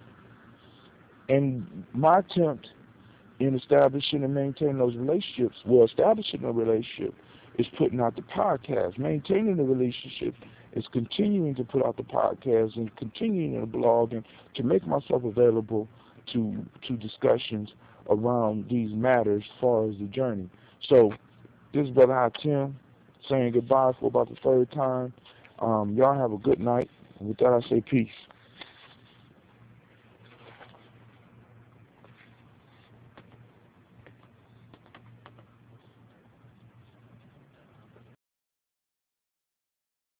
Today, answers matter more than ever before. That's why IBM is helping businesses manage customer questions with Watson Assistant. It's conversational AI designed to work for any industry. Let's put smart to work. Visit ibm.com/Watson Assistant. Peace, this is Brother Tim. I'm Journey. Don't feel like stopping right now, so me and my dog, we out walking. By the way, my dog name is Power. Pretty appropriate name, don't you think? This podcast is fueled by Oxy Water. After I get done walking my dog, I'm going to go home, take me a sip. You're able to get them now, 2 for $4 at Walgreens and Giant Eagles. And eventually, I've seen them in a few corner stores. When I walk into a store and I see them there, I snap a picture and I send it out. So check out Oxy Water. It's a mineral. It's a oxygen enhanced mineral water. 0 carbs, 0 sugar, 0 calories. It has 5 B vitamins as well as electrolytes and 70 minerals that your body needs. It does your body good. So look up Oxy Water at www.tryoxywater.com. I even looked it up on Amazon. So some of y'all that's not able to get it right now, you get on Amazon and purchase it. I'm a big supporter of Oxy Water because, first off, my children can drink it with me. I love that. I ain't got to worry about them getting on that sugar high and running around. Now, I do have to worry about them having some energy afterwards, but I ain't got to worry about the cool crash and the crankiness that usually go along with them drinking sugar drink and sugar water and all this junk out here right now. They get that energy, but it's natural energy, and you ain't got to worry about the crankiness and the crash that you would have to worry about, as well as the health. It's real good for them, and it's good for me. So I love Oxy Water. So that's why I support it. Next, Orange 82. I want to thank them for their intro and exit music, but I ain't got it right now because, of course, I'm walking my dog, and, you know, unfortunately right now I can't do that type of stuff on my phone, but in the near future I'm quite sure Spreaker is somewhere hooking it up right now where you're going to be able to podcast from your phone and do it just like you was in the studio. We are living in an amazing time. Now, what I'm going to talk about right now is I want to redo the 4th tube. Since the last one was very staticky, I want to make sure that everybody is able to get a basic grasp of the 4 tubes. We're going through all the tubes. For those that got the book, for those that's getting the book, you can review and catch up with us. We're on the 4th tube in the player's pyramid. Now, of course, to build a pyramid, you definitely need tools. You know what I'm saying? You're not going to be able to lift the blocks, physical, mental, or spiritual blocks in your life without some form of toolbox. So when I'm talking about the tools, I'm talking about the things that you will use over and over again in the work of building the things in your life that you want. We got to look at ourselves as builders, not just in the term of nation builder. We got to look at ourselves as life builders. We're building our lives. We're building our careers. We're building our families. We're building our friendships. We are builders. We are natural builders. We are building community. We're building those relationships that are important, which is spirituality. Spirituality is building. You know what I'm saying? Building. So we got to realize that when we everything we do, we're builders, and as builders, we need to make sure that we have our tools. Now, the tools in this system, right now we have 7. But as more people get involved and more conversations start happening, we might extend our toolbox because some things might need to be split up. Some things might need to be added. This system is alive, it's moving, it's organic. So as of now, we have 7. But in the future, we may have more. So right now, what I want to talk with you about is the 7th tool. The 4th tool that you're going to have. And this is staying open to new experiences that will teach you about the world as well as yourself. But more importantly, teach you about yourself. Being open. Now, when we talk about being open, we're talking about in this journey, on this path, whether you're in a tribe or whether you're just somebody using the system, you have to be open to new experiences. You have to be open to the lessons that come. When you are building your pyramid of success, when you are building the pyramid of career, when you're building your pyramid of family, when you're building your pyramid for whatever, you need to make sure that you remain open and not closed-minded. You don't want to be like one of those horses of old days where they used to put the blinders on them. They kept the blinders on them to keep them focused. Now, I do want you to maintain some focus, but I don't want you to become so focused that you miss the lessons, you miss the blessings, you miss the opportunities because you're so focused on one way and it's only supposed to be done one way that you are not open to the new alternatives that the universe will present to you. The Creator works in strange ways. His universe works in strange ways, and a lot of times we are put in a strange direction so that we can get an important lesson to bring back to the world. And the only way we're able to do that is by remaining open, being open, having our mind open, keeping our eyes open, looking around us for new lessons. One of the analogies I use in the book is the analogy of going to a stream to drink some water. If I take my 2 fists and I punch them into the water and try to pull them up, I will get absolutely no water, except for that my hands being wet, so I can lick the water off my hands. But who want to do that? If I want to get a nice, cool drink, I got to open my palms, put them together, and dip them down, and pull up in my palms some water. That's the way your mind has to be in life. Life is the stream. You have to be open and put your hands down in it. Don't be fearful. One of the major things that keep people from being open on this journey is fear. You fear the dragons, you fear the demons, you fear the challenges, you fear. And because you fear, you block yourself off from the blessings. Now, in all the stories that I done read, all the legends that I done read, one of the common elements, because there's common elements in all these stories, but one of the common elements that always pop up is that blessings often come to the heroes disguised as a curse, disguised as a challenge. It's not until the hero opens up to the curse, to the challenge, to see that the thing that he was dreading or she was dreading is the very thing that they need to assist them on their journey, to assist them on their quest. So I'm putting this out to you. Maintain openness. What are some of the ways that we maintain openness? We want our body to be open. So we yoke. I did a little talk about yoking. We yoke. We want our mind to be open, so we yoke and we breathe. We want our spirit to be open, so we yoke and we breathe. Now, I'm not saying be so open that anything could come inside of you and take over, you know what I'm saying? But what I'm saying is be open to the possibilities. That some of the things that you dread, some of the things that you fear, some of the things that you avoid are the very things that you may need to assist you in creating the greatest monument of your life. So, I'm going to end it on that note. Replace this. I'm going to use this one. I'm not going to take the other one off. At first, I was going to take it off, but it has some good stuff on there for those that want to sit through the static. But this got the basic.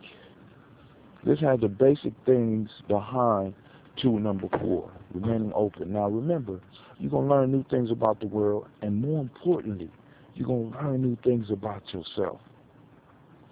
It's your responsibility to put yourself in uncomfortable positions so that you can find out what you are made of. Often, before we receive a blessing, we are tested. And that test may appear to be a curse. It may appear to be terrible. But once we make it through the test, we receive that tool, that blessing, that guidance, that advice that we needed. And we have to be willing to go through that. We have to be willing to go through that. And of course, that goes back to the tool number 2, being willing to sacrifice. Because being open means that sometimes you might have to make a detour. Being open means that sometimes you might have to stop building. You might have to sacrifice some time. You might have to sacrifice some money. You might have to sacrifice in order to receive what it is you're supposed to get. All right, this is Brother Hatim. I'd like to thank you for listening. All those that's following the journey. I just put the Players Pyramid up on Gumroad.com. You get the PDF for $5, or if you want to get more, because I put $5 plus, you can put $5 down. You can pay $5, or you can get pay more. I mean, that's on you. Also, you get the hardcover. I have a blog on it, so just go to my blog, www.GyeNyame.com. That's GYENYAME journey.com, and look up Players Pyramid. You could either get, like I said, a PDF, or you get the actual book. The actual book costs about $12, or you get the PDF, where you can have it with you on your phone. You can have it on your computer. You can have it wherever you want, so that you can access it. For those that want to send comments or questions, you can either hit me up on my blog or leave a comment on the radio station. I'll get to it. I might be slow sometimes, but I'll definitely get to it and I'll answer your questions. With that, I'd like to once again remind you that this is powered by Oxy Water. I also want to send out shots to Orange82.com. Go to Orange82.com. Also, I also want to send out shots to Gumroad, because this is another product that I feel is very important. I had a whole podcast about it. Feel free to look it up, where I talk about Gumroad as a new tool to revolution, because now, as an artist, I can create and put it out when I want. Not only can I put it out, I can put it out and not have to pay somebody half of my money like they wrote half my shit. That feels so good. That feels so good. But yo, this is how Tim, check me out. You have a good evening, and with that, I'll say peace.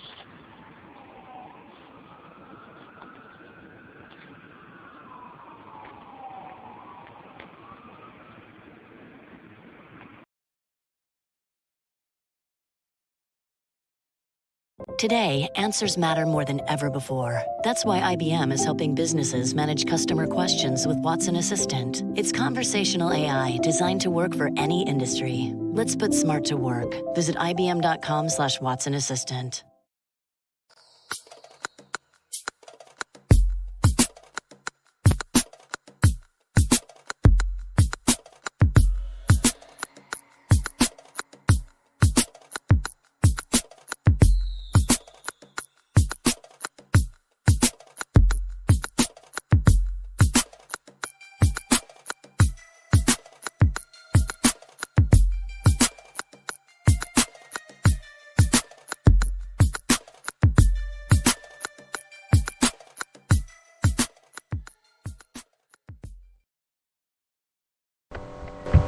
Peace. We'd like to welcome you to Gye-Nyame Journey.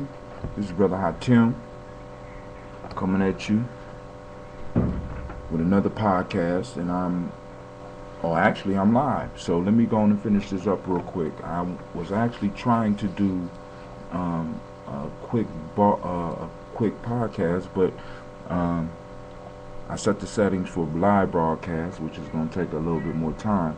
But anyway, of course, you know, we got to send shots out to the sponsors or people that support me, so I support them.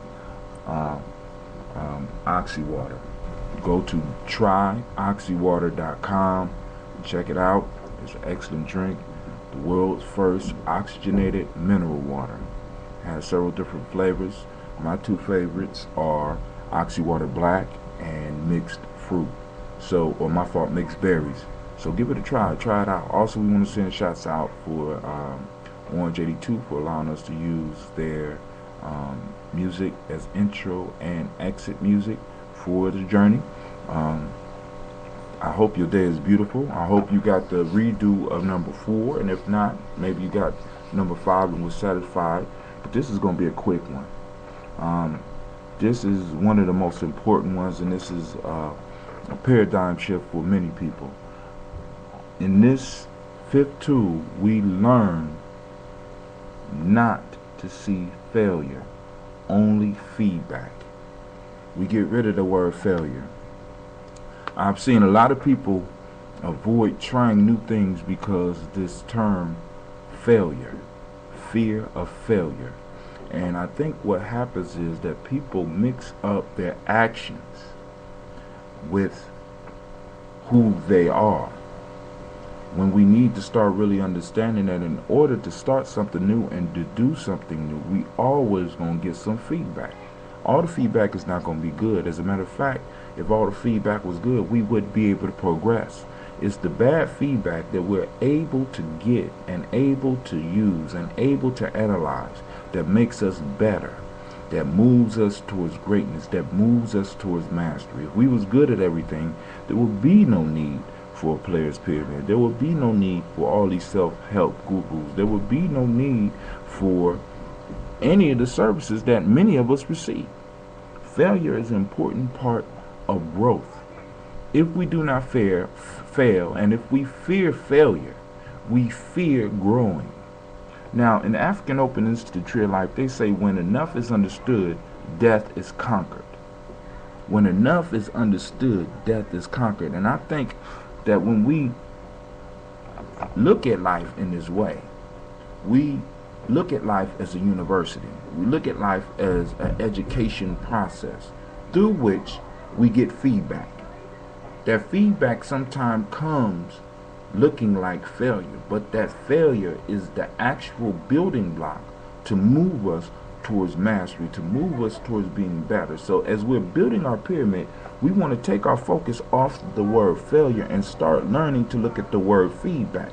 We want to be able to get into our feedback loops, those loops that's formed by when we do an action, we get an action in return. Is it the action that we want in return? We need to learn how to adjust what we do so that we can get the reaction that we are seeking. And we only could do that by analyzing our feedback loop, accepting the fact that failure happens. As a child, when we were children, we continuously try new things. Somewhere along in life, somewhere along the line, we started confusing those little mistakes, those little stumbles, those little falls, those little faux pas as us rather than actions that we were doing. Remember, our definition of self is the absolute, complete, and perfect qualities or aspects of a being that are not determined by external circumstances. You are not determined by what goes on outside of you. You are determined by what goes on inside of you, and that part of you, that deepest part of you, is absolute, complete, and perfect. There's no way around it. So you could go on and build this false personality of a klutz, of somebody who constantly makes mistakes, or somebody whose life is dominated by fear, or you could plug into this deeper part of yourself, this true self, this self with a capital S that you often see written in self-mastery. The self with the capital S is what we're trying to reach towards, and is what is helping us construct this pyramid for life.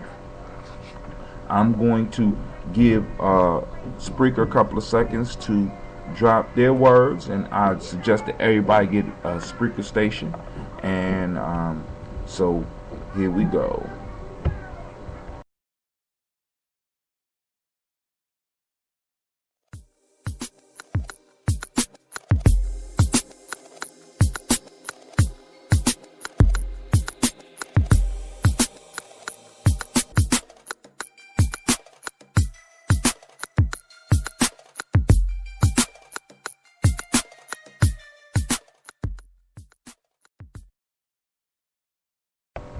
We're back. Man, it's good to be here. So, let's get down and let's finish this. What separates the great from the not so great It's the ability to look at the opportunities, positive or negative, that feedback shows us when we do something. We have to be able to push past the fear. Fear is a big block in us building this pyramid. Fear rests our tools. Fear make us not want to use our tools. Fear, we need to be able to overcome it. So we need to go back through our other four tools and talk about this fifth tool. So now, remember, no longer see failure, only see feedback. Now that'll be it for the day, because this was a very short lesson, and it's very concise and very quick. I mean, because it's a simple concept. No longer see fear now. No longer see failure, only see feedback. Only see feedback. Learn to read your feedback loops. Learn to correct your actions. As a matter of fact, I'm gonna add a little bit more to it. When we do anything new, like right now, I'm practicing Aikido, and we go through the same moves over and over again, different variations, but basically the same moves. And each time I make a mistake, my partner encourages me to try again, and sometimes places my hands in the proper place or where they need to be, so that I can complete the action successfully. I notice the same thing in capoeira.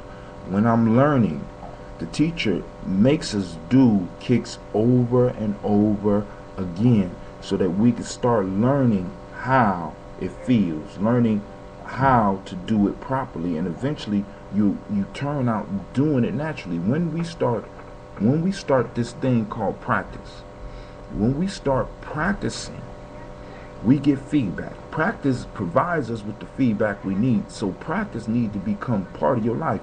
In building this pyramid, we're in practice. In self-mastery, we're in practice.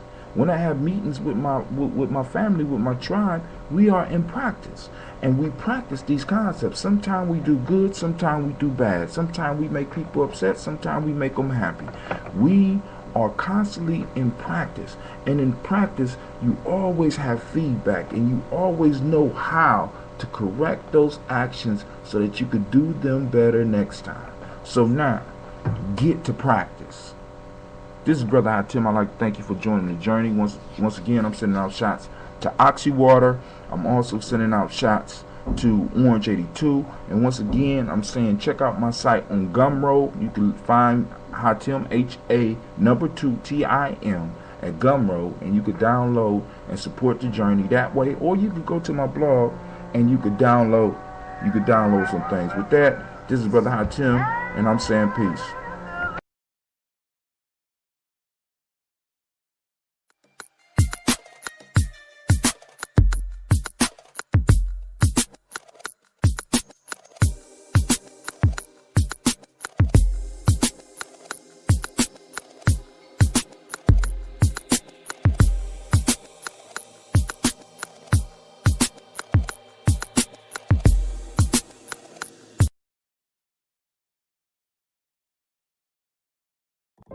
Today, every answer matters more than ever before.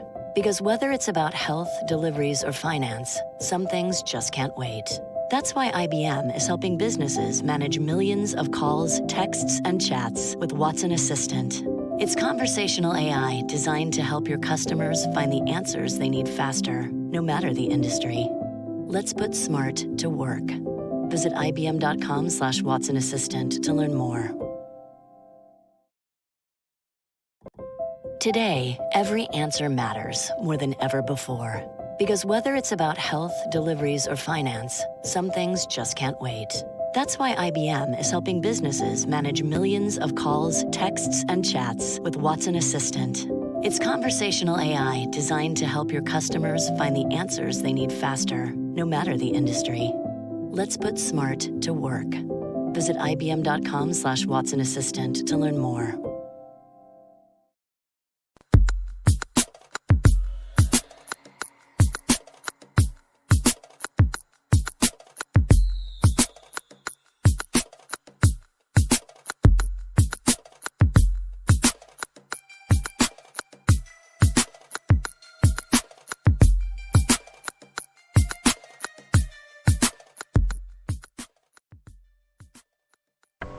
Peace. This is Brother Tim. I'd like to welcome you to the journey. Today we're going to be talking about the player's pyramid and the 6 tool.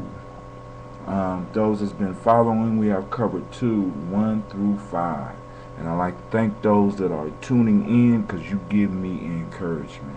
For those that want to follow along in the book, you can feel free to check on my blog. I have a piece of the book on the blog. Eventually I'm going to have to upload the whole thing for those that don't have the money to buy it, or those that just don't want to buy it but they do want to follow along.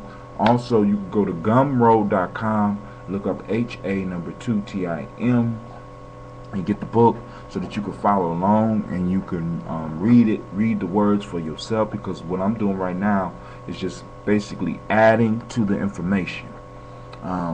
Self-mastery is a serious practice, and you have to invest in yourself, and you have to invest in your tools. The player's pyramid is one of the major tools that we're going to be using over and over again.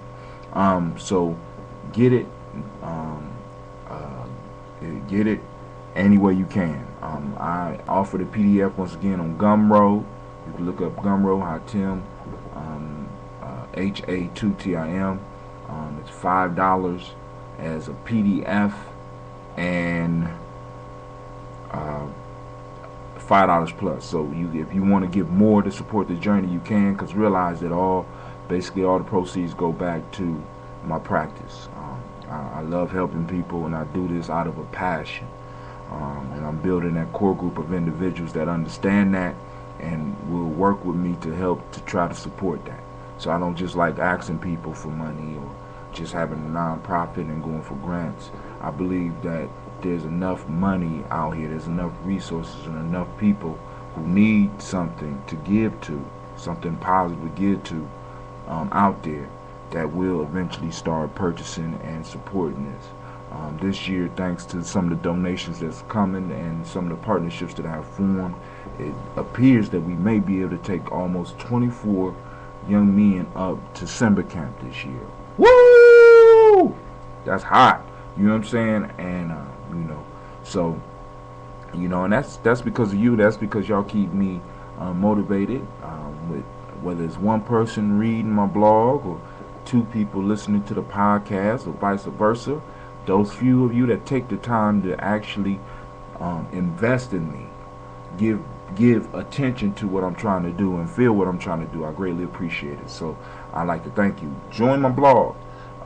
Hit the email and get it by email and become one of my blog stars. If you look at the bottom, I have my blog stars on the bottom down there, because those well, I call it the stars of the journey or something like that.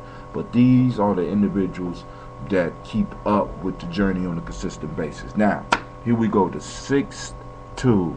Oh, before I get into that, of course, we have to send out shots to Oxywater. And I have to apologize to Oxywater, because I've been saying mixed berry. It's not mixed berry that's my favorite, it's passion berry. I've been drinking that shit so fast that I have not even took time to read the bottle. For those that don't understand how good it is and how refreshing it is, I would challenge you to go out and try it, because on the journey we got to keep our body healthy, and that's definitely one of the maintenance tools that I use. Oxywater. My favorite ones are Passion Berry and Oxywater Black. For all you sugar babies out there, that's those individuals who was raised up on white sugar, refined sugar. Understand that the taste is a little bit different than you're accustomed to, and it takes some getting used to. But once you give it a try and you start really seeing the benefits, and you start feeling not a sugar rush, but a boost in your natural energy, and there's no crash, you'll see why I'm always talking about try Oxywater. You could go to www.tryoxywater.com, the home of the world's first oxygenated mineral water. Also, I want to send out shots to Orange 82 for hooking us up with our music, and they promised to hook us up with some more. And the owner is constantly hooking me up with new beats for me to try for my radio shows. So I want to send shots out to Orange 82. If you need some music to surf to while you're on the internet, or you like techno and you like house, you like some hip hop, check out what they have to offer. Go to www.orange82.com. Now, we're going to let Spreaker get their little say in and get their money. And when I come back, we're going to jump right into the 6th tube.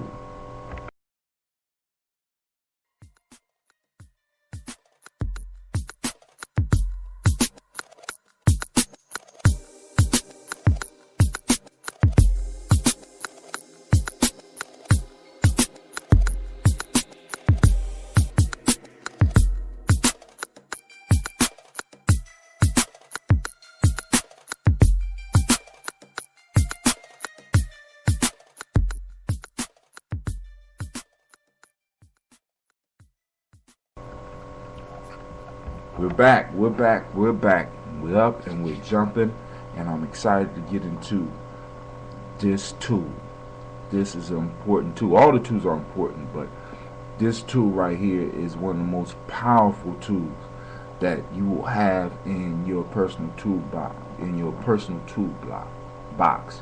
Listen, when we talk about establishing personal rituals, developing personal rituals that can help you focus on your goals daily, establishing a regular pattern.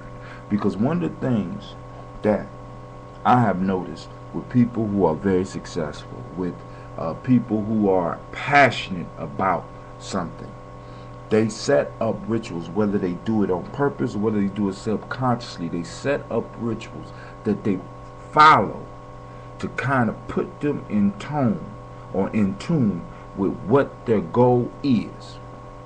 The African opens to the tree of life. One of my favorite verses says, "The best life is lived through following systematic processes." What a ritual is a systematic process through which we take ourselves. Every day is something that we do on a regular basis. It's more than just a habit. It's something that you put a conscious intent behind. So in setting up this practice to make your life successful, you have to really identify those things that you need and start building up rituals around them to help get them in your life so that they can empower you on your journey. Now, first, we have to identify some of the similarities. A ritual is something that's done with intentions. It's done with focus. It's done with power. One of the rituals that I have introduced to those on a journey, and those, well, because let me specify. We have those that's on the journey. Everybody have their own individual journey. We have those that are in Gye-Nyame tribe and they have to go through the process of self-mastery. Every morning I ask all of them to do a pledge. A pledge can be a part of your ritual. In the Afrocentric community and other communities that I have found, we do rituals of libations where we salute those that came before us, where we salute the universe, where we salute the creator. Of course, the creator is the major piece of that, but we do that on purpose, and we do it with energy, and we do it with intent. Some people have prayers, and I would say have certain things that you pray about and meditate on a regular basis. Meditation is another one. Certain actual movements, physical movements, can be added to your ritual kit. But you need to develop the ritual. It doesn't have to be anything religious. It doesn't have to connect you to any sect or anything like that. It has to be something that you can do on a regular basis to empower yourself. Because that's what it's all about. Because a lot of us want to help others, but until we start helping ourselves, until we start doing that work, cleaning house, you know what I'm saying? Until we start doing that, it's going to be hard for us to give anybody anything. If we are empty, then of course the work that we do is going to be empty. So we need to fill ourselves, and when we do these rituals, it's like us bathing ourselves. It's like us purifying ourselves.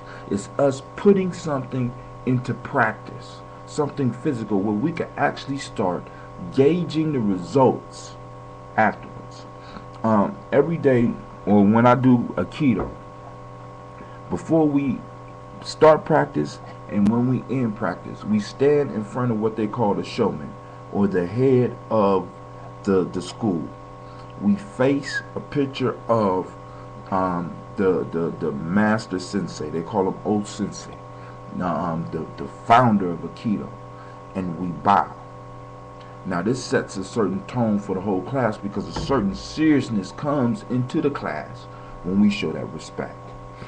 When you go to church, there's certain rituals that you do. I remember when I was younger and I used to go to Beulah Baptist in Akron. We used to, I guess they called it the benediction. It was a certain verse that the whole church would recite together, and I know it up to this day. Rituals are, I can't stress the importance.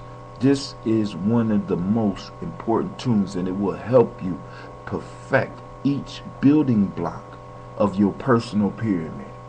And as you grow, so does your rituals. They don't have to take more time, but the intensity that we put into them, the emotional content, as Bruce Lee would say, that we put into them, are very important. So when you lay down your ritual, when you find your ritual, when you develop this ritual, I want you to invest yourself into it. This is Brother Hatim. Once again, sending shots out to Oxy Water. Go to www.tryoxywater.com. Also Orange82. Go to orange82.com. Check me out. Check out my blog at GNJ.com. Join my blog. Support the journey. You can purchase a copy of the Player's Pyramid so you can read a little bit more in depth. And also, don't be afraid to post comments or ask questions, or hell, make me better. Help me become a better servant of you. Let me know some of the things that you would like to talk about, because right now we're just in the Player's Pyramid, but this is my radio show. This is our radio show. We could take it in any direction that you would like to go, because you are the listener and I'm here servicing you. So with that, I'm going to give Spreaker a second to come in and let you know about them or whatever else they want to put in the time slot that I give them. And we shall return, and then after that, we'll be leaving out.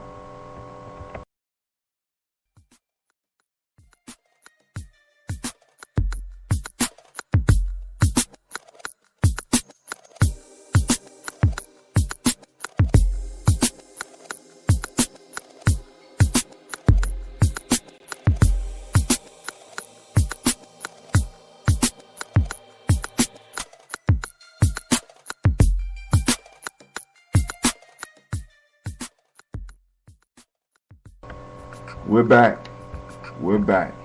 And there's one more thing I want to share before we get off here. In the book, it says, rituals can be defined as anything physical that we do that calls on invisible forces within us and or around us.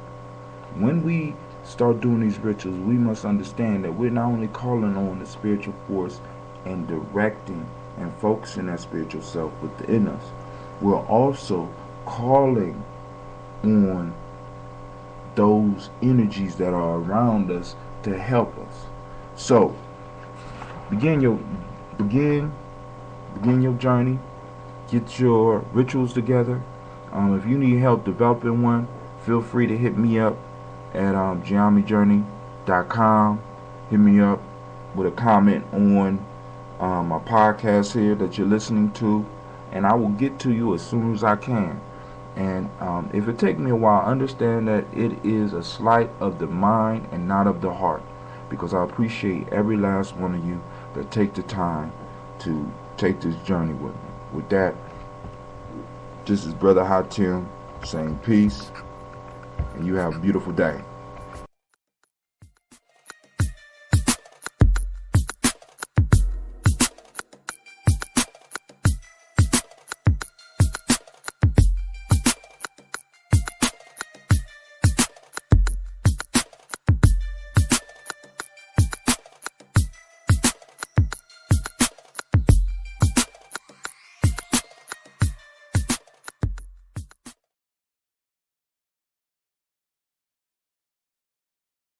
Today, answers matter more than ever before. That's why IBM is helping businesses manage customer questions with Watson Assistant. It's conversational AI designed to work for any industry. Let's put smart to work. Visit ibm.com/Watson Assistant.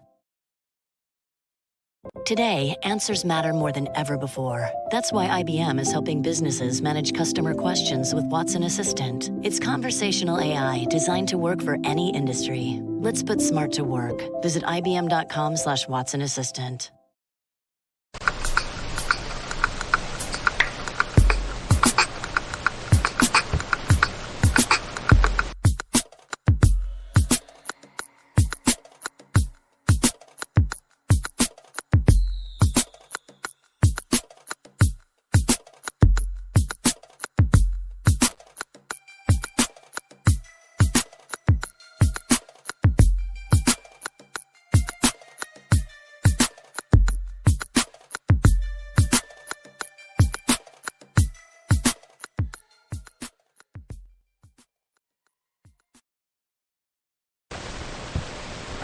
Peace, this is Brother Tim.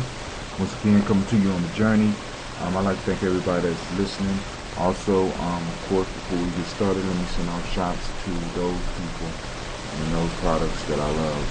First off, sending shots off to Oxywater. You can check out Oxywater at www.tryoxywater.com. It's the world's first oxygen enhanced mineral water. Check it out. My personal favorite flavor is passion berry. My fault. Oxywater Black is my favorite, but I'm able to get passion berry more because Oxywater Black flies off the shelf. Also, I want to send shots out to Orange 82 for allowing us to use their music to start off the show, jump us off, as well as end the show. So, saying all that, I want to basically do a quick review.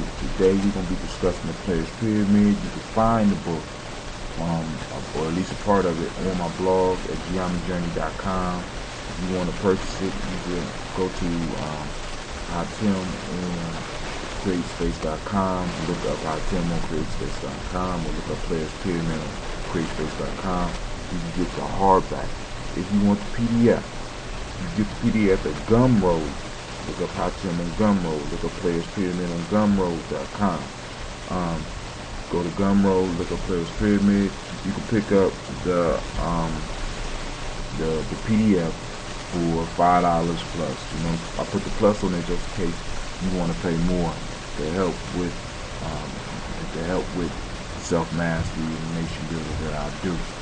Once again, I want to announce that there's a possibility that we're looking at sending 24 boys December camp this year, just from the support that I have been receiving throughout the year and the partnership that's been made.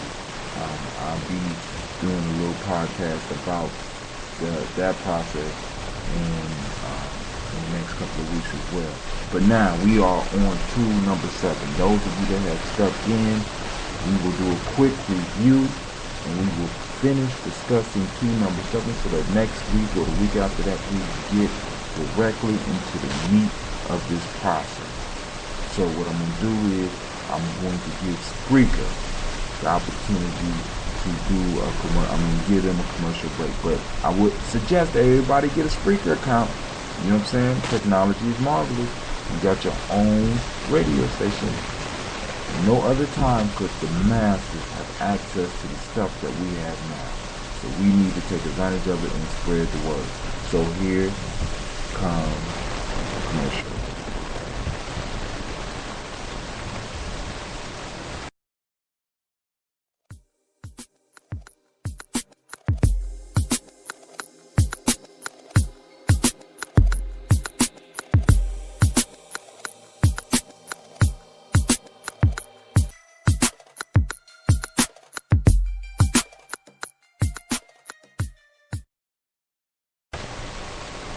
Peace, we're back. So let's do a quick review and then we're going to get into the meat of this tool, the 7th tool, the final tool. Congratulations, you made it. We've made it. We've been stuck to our guns and we've been pushed through regardless of what has happened. So here we go. Tool number 1, have a clear idea of what you want. Number 2, Ask yourself, what are you willing to sacrifice to reach your goal? Number 3, see the end before the begin. Learn to use your visualization skills. 3rd, be open to learn new things about yourself and the world. 5, no longer see failure, only feedback. 6, develop personal rituals that help you focus on your goals. And today, we are on number 7, and this is to have or find a mentor or a hero. Find somebody that has done what you want to do. Find yourself a hero. Find yourself a mentor. I know this is bruising to some of your egos, but some of your egos need to be bruised. We have to be able and willing to submit ourselves to the tutelage of others. We have to be able to look at those who have come before us and show the proper respect so that we can learn what we need to learn. Because there's a lot of pit holes on this journey. We know that the road is not always paved. Some of them got big potholes, some of them got damn near booby traps that if you fall in, you might not never get out. So you need to humble yourself and find yourself a mentor or hero. If you are able to find a mentor or hero, you don't necessarily have to connect with them personally. Now, for example, you might want to be able to go to some of the workshops of some of the people you look up to. If they present workshops, you might want to go sit in some of their sessions or whatever they do. You want to go watch them very closely and see if you could pick up on some of the secrets that they have. And if you have an opportunity to talk to them personally, please do that so that you can ask those questions of a good student.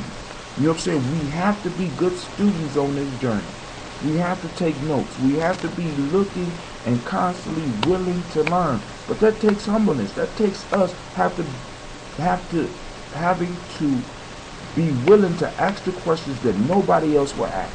I hate when I do workshops and I ask people, do they understand what I'm saying? And if there's any questions, and there's no question. And I know that everybody didn't understand everything that I just said. I can't force the information into them, but that's their choice. But now, to be a good person on this journey, to be a master, become a master on this journey, you need to be able to be a student and be willing to ask those questions. Now, last point, most important point, is this.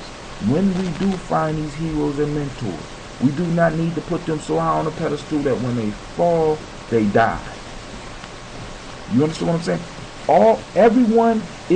Everybody is human.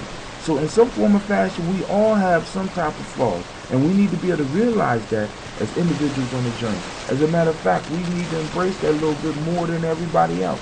Understand that everybody has flaws. Look at what the person does good. Learn from that. Alright? Don't place them on a pedestal and expect them to live in a certain way and have this dream vision of them that when something happens, all of a sudden, they go from diamonds to shit. Keep it real. Keep it real with yourself. Keep it real with people that you follow or that you study under. You know what I'm saying? Don't expect so much out of them. Don't expect from them what you can't get from yourself. Perfection. Alright? Now, last thing is, your mentor does not necessarily have to be alive. If you have a mentor or a hero, they do not have to be alive. Because all the information you need can either be found in their personal records or in a library. Be willing to go and do the homework. Now, you have went through all 7 tools. I hope you can apply these.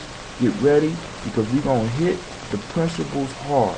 If you have any questions or comments, feel free to hit me up at GyeNyameJourney.com. Alright?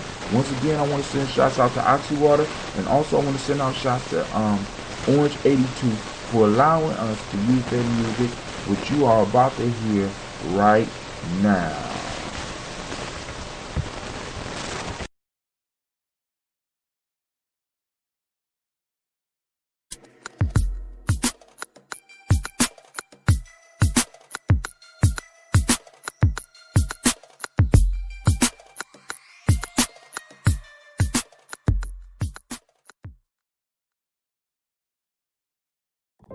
Today, every answer matters more than ever before.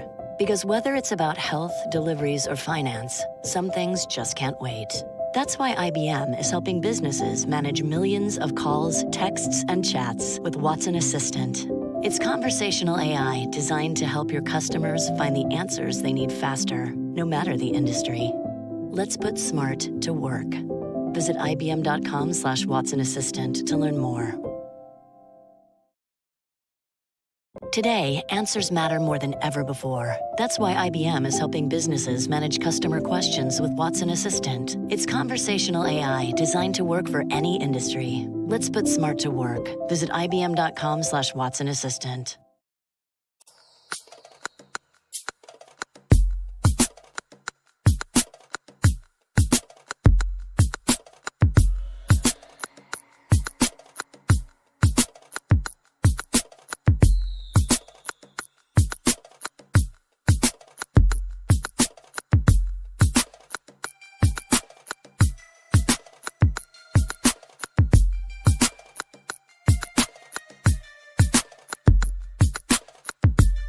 Peace. I'd like to welcome y'all to the journey.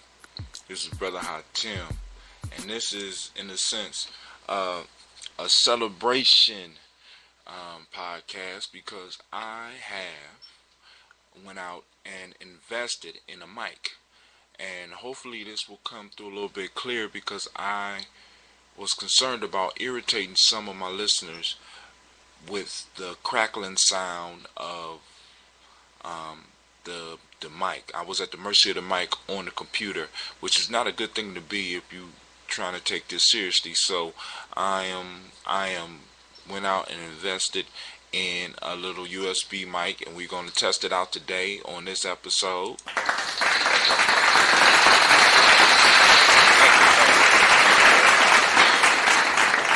Thank you very much. We're testing it out in this episode. So let me first start off, of course, by giving shots. Because, like I said, it's important that we respect. And I respect those that respect the work that I do and support the work that I do by producing quality products. First off, I want to send shots out to Oxy Water. You can check them out at tryoxywater.com. They have created the first oxygenated mineral water. I'm a daily drinker. I'm a purchaser of Oxy Water, and I believe in the product. I'm passionate about the product, and I think that it can help you like it helps me, because there's nothing better for me than to drink some Oxy Water after one of my runs. You know, when y'all hear me on my 3 mile on mile 3 podcast, which is done usually after I run. Also, I want to send out shots to Orange 82 for providing us with that music. I love that music, and I think it adds a little something to the podcast, and also it proves another point that if you build it, they will come. One of my partners just happened to have some extra beats, and he told me that I could use one. I picked one, and that's what we got. And he's out creating some new ones for some other podcasts that we're going to do together in the future. So I'm sending shots out to Orange 82 and thanking them as well. So let's get down to the meat of what we're here to talk about today. I want to talk about small changes, but of course, before we do that, we got to give our friends a Spreaker opportunity to send out their shots and also let you know about Spreaker. Once again, I suggest that everybody begins to get a Spreaker station so that you can get your ideas out. So here's Spreaker to tell you a little bit more about their station.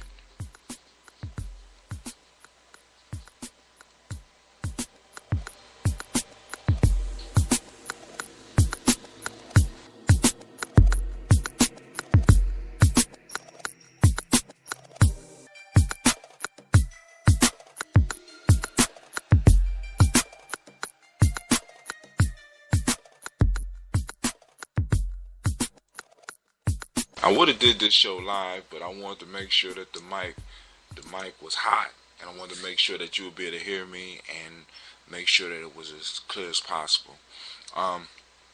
But today we're here to talk about small changes.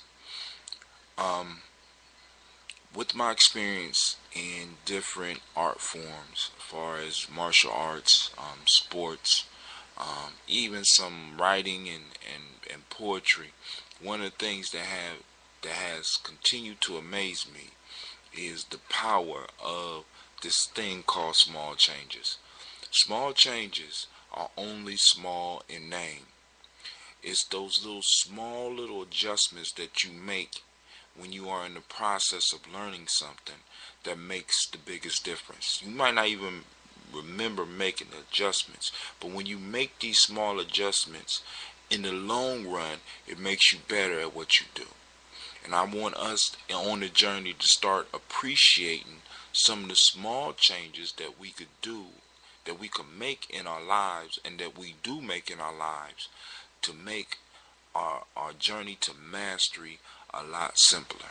Now, this became more and more apparent to me as I started going through martial arts, because really, when you really look at it, martial arts are it is a process of self-mastery, because within martial arts you are in physical form, in mental form, and in some martial arts in spiritual form, purifying yourself and moving towards the best you. Now, I've been fortunate enough to run into some very spiritually connected teachers throughout my martial arts career. I've taken several different martial arts, and one, like for example, when I first started Taekwondo, my master Tony Clark used to talk about moving your center and throwing your punch from your center right around your belly button. Now, I've been hearing this since I was young, and it's like all your power is coming from your hips. So at first I was throwing with my arm, and one day he just held my shoulders and said, "No, I don't want you to throw with your shoulders. I want you to throw with your arms." And he helped me make this little small adjustment. This little small adjustment of me throwing my hips and then allowing the punch to flow. And this changed how I threw a punch and how I threw a kick for the rest of my life. And I noticed the same thing in capoeira. My teachers from Serpente through Dada always would help me make the small adjustments. If it was just me twisting my foot to get a certain kick around, or bending my back a little bit more so that I could do a flip that was necessary in capoeira.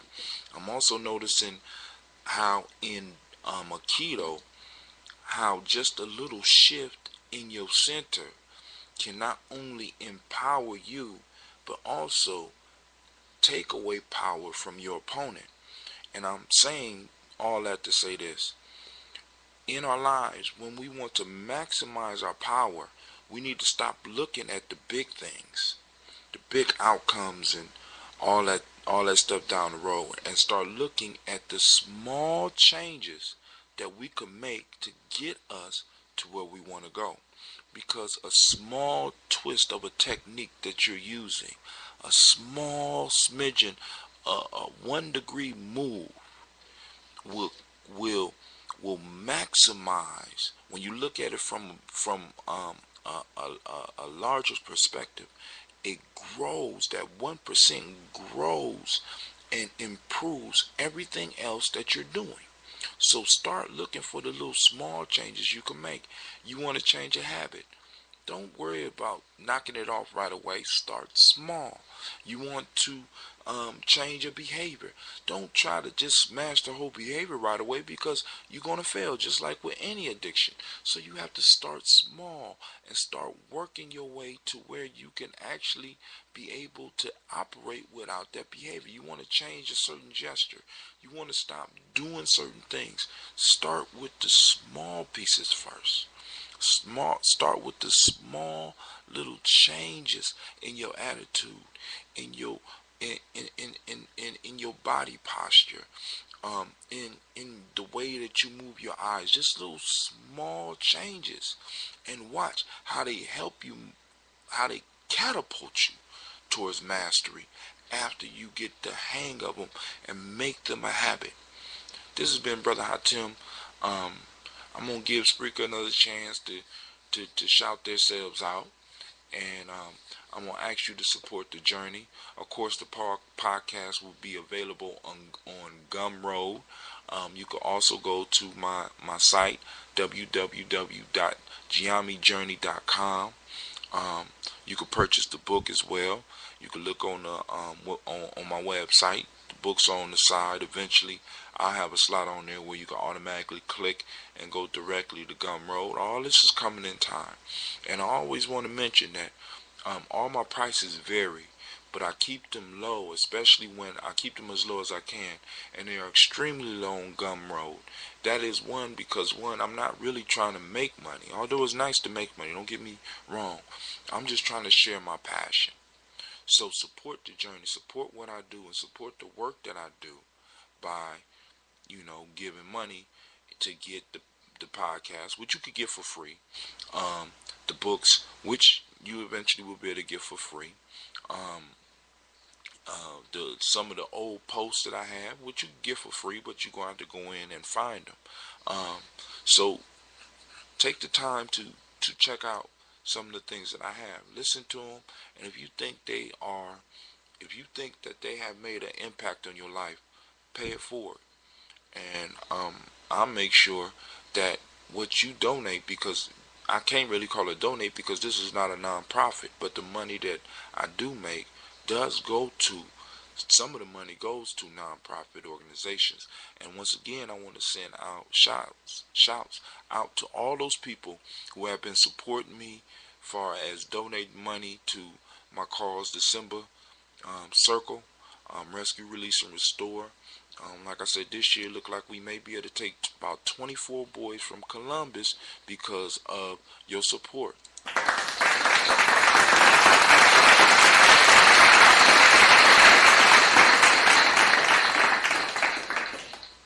These type of experiences are important for our young people because we have a male and female camp. Not only are they important for the young people involved, it's important for the nation builders involved, the adults, that's the adults, and the elders that are involved, because it gives us an opportunity to practice community. Not only practice that community, but find ways, while we are up there in our discussions, we find ways to be able to bring that community back to our homes and back to the communities that we are in. So this is Brother Hatim. I'd like to thank you for your time. I'd like to thank you for your patience. And here comes Spreaker.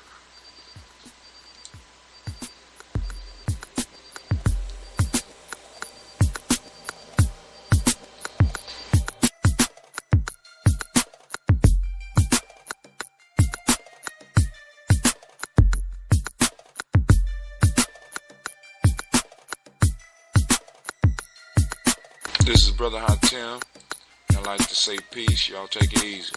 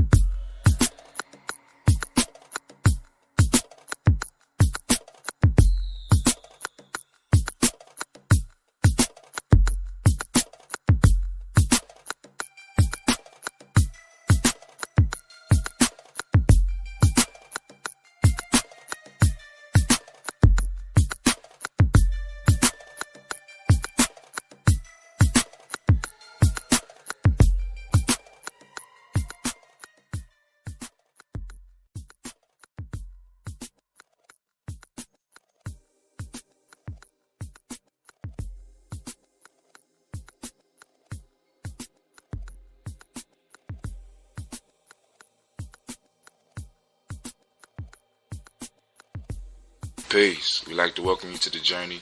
This is Brother Hatim, and I'd like to welcome you to my late night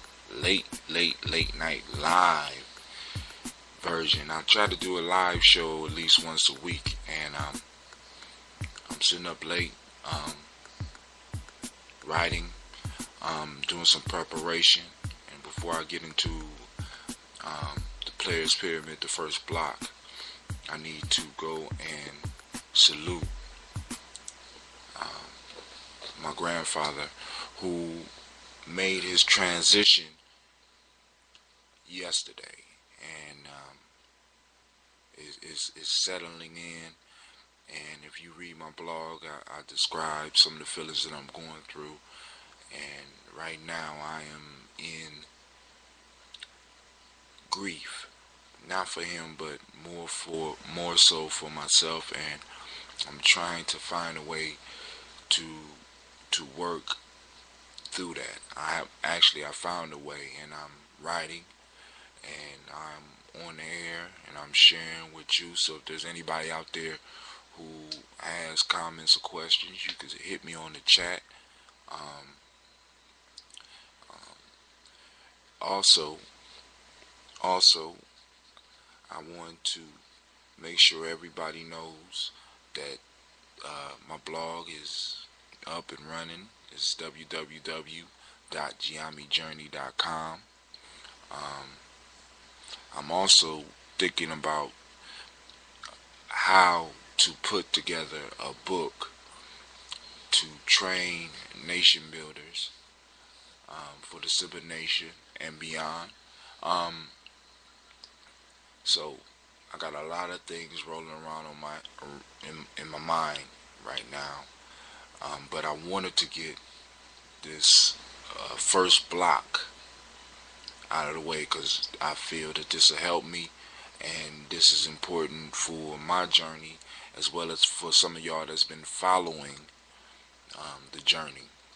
You know, a major part of what we do is the Players Pyramid in self-mastery, and we're going to perfect it and make it better. But the one thing that I do know is that those that align themselves with a process and work the process will get results. This is a process. You have to work it. You can't just sit and read about it. You have to get up and you have to work it. You have to follow along and do the writing and do the work that's involved. We went through basically the easy part, and that's gathering the tools. The one thing that I challenge everybody to do after you get done listening to this is to go back and review the tools and go over the questions that are asked in Imani, or some of the questions that pop up in your mind in Imani. And when you start trying to use this principle, always refer back to those tools, because those tools are they help keep you sharp. They help smooth out the stone and move the stone in place in your life. Of course, I'm speaking in symbolic terms, because I use the symbol because it's easier for us to see that picture rather than just having these amorphous concepts floating out there. I want you to be able to focus your mind on the symbol. As usual, I need to start the show off by jumping off into recognizing those products that I use and that I love. First one, of course, is Oxy Water. You can find out more about Oxy Water on www.tryoxywater.com. The world's first oxygen enhanced mineral water. Give it a try. It's real good, and it's real good for you, and you can share it with your kids. Also, I want to send out shots to Orange 82 for allowing us to use their music for our intro and our exits. Last but not least, I want to send out shots to Gumroad for giving artists a platform from which they can throw out their art. They can create their art and make it available to the people in their network without having to go through some large company that's gonna take half of your money, like they wrote half your shit. That phase of where we are as a people is going out, and now the masses are getting more control, and I'm going to be one that seizes that control. I do this out of the love. I do this for the passion.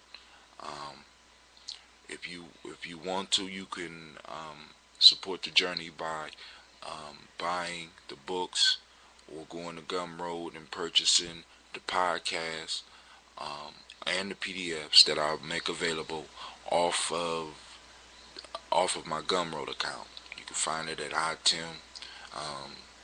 Just look up HiTim, HA2TIM at Gumroad.com. I'm gonna give Spreaker a couple of moments to go on and bless us with their commercial, and I shall return.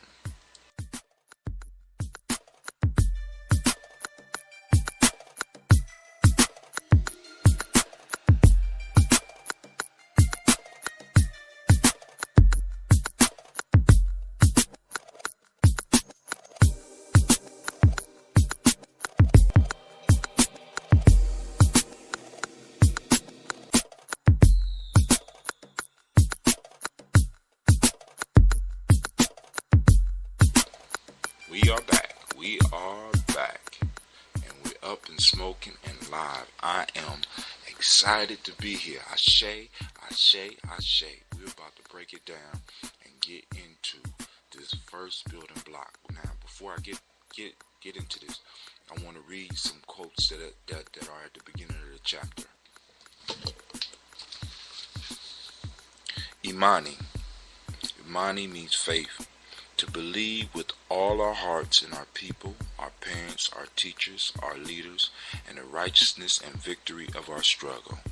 That's from Malana Karinga, the founder of Kwanzaa, as well as the person in which these principles came through. So I definitely want to send him out some shots. Here's another quote. "O Lord, you've been with me in 6 troubles. Don't desert me in the 7th. That's Harriet Tubman in her times of trouble. That was Harriet Tubman's prayer when she was in trouble. And we're going to get in there and we're going to chew this up. Next quote and last quote. "Hold fast to the faith. Desert not the rank, but as brave soldiers march on to victory. I am happy and shall remain so as long as you keep the flag flying." Marcus Mosiah Garvey on faith. Now, when we talk about faith, first let me clarify, because there's a distinct difference between faith and belief. Faith is knowing without having actual evidence. You intrinsically know. You can't explain how you know, but you know, and you're comfortable in that knowing, even if the rest of the world is in doubt of what you know. Now, belief is having an idea about something, an unquestioned idea about something that you wholeheartedly feel is the truth. Now, these are not from the dictionary. These are Brother HiTim just going off into my zone. So go and look in the dictionary, and if you want to comment and upset about how I put that, that's on you. Faith and belief work hand in hand. They work hand in hand. Now, the one thing that I like about faith is that faith fits more into the age that we're moving in. This is an age of knowing. when people are talking about the age of Aquarius and things like that, Aquarius is about knowing. Aquarius is about knowledge. Aquarius is about this intrinsic feeling, this knowing that something is real. And it looks for ways to prove its knowledge. Belief, on the other hand, don't need proof.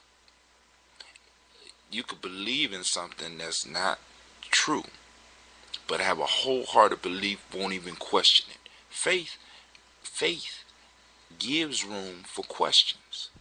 As a matter of fact, faith needs questions, because in asking the questions, faith becomes stronger. Your faith becomes stronger when you are able to answer and find the answers. Now, you don't need the answers, but your faith becomes more solid and firmer when you are able to ask those questions and find the answer. Now, let's get into it.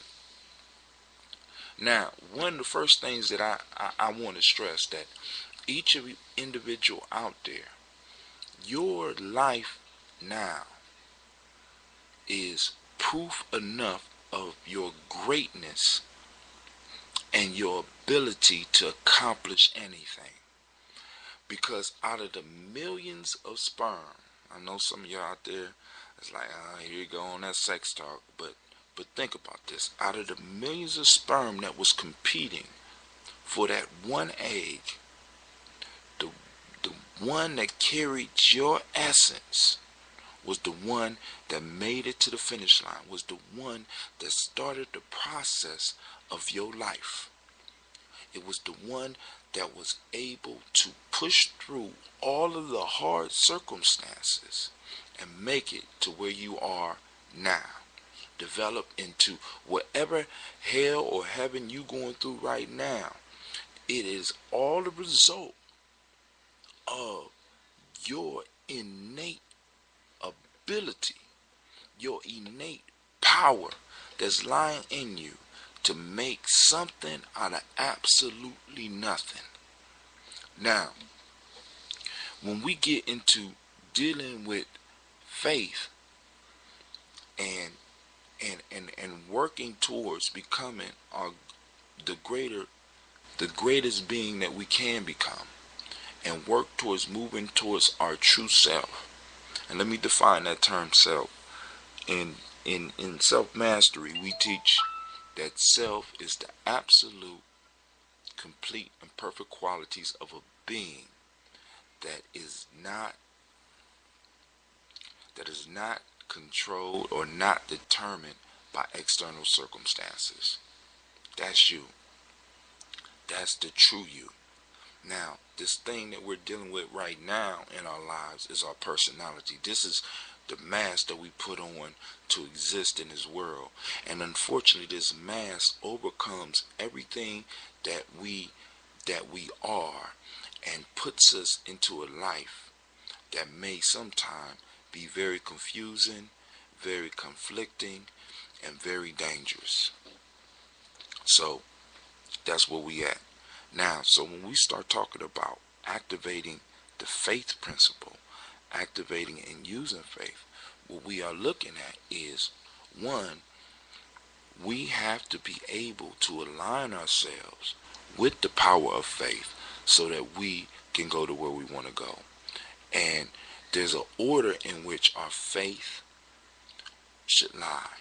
First off, we should have faith in our higher power and our connection with this higher power, because our higher self, in a sense, is one with the higher power. Second, we have to have belief in ourselves. Alright?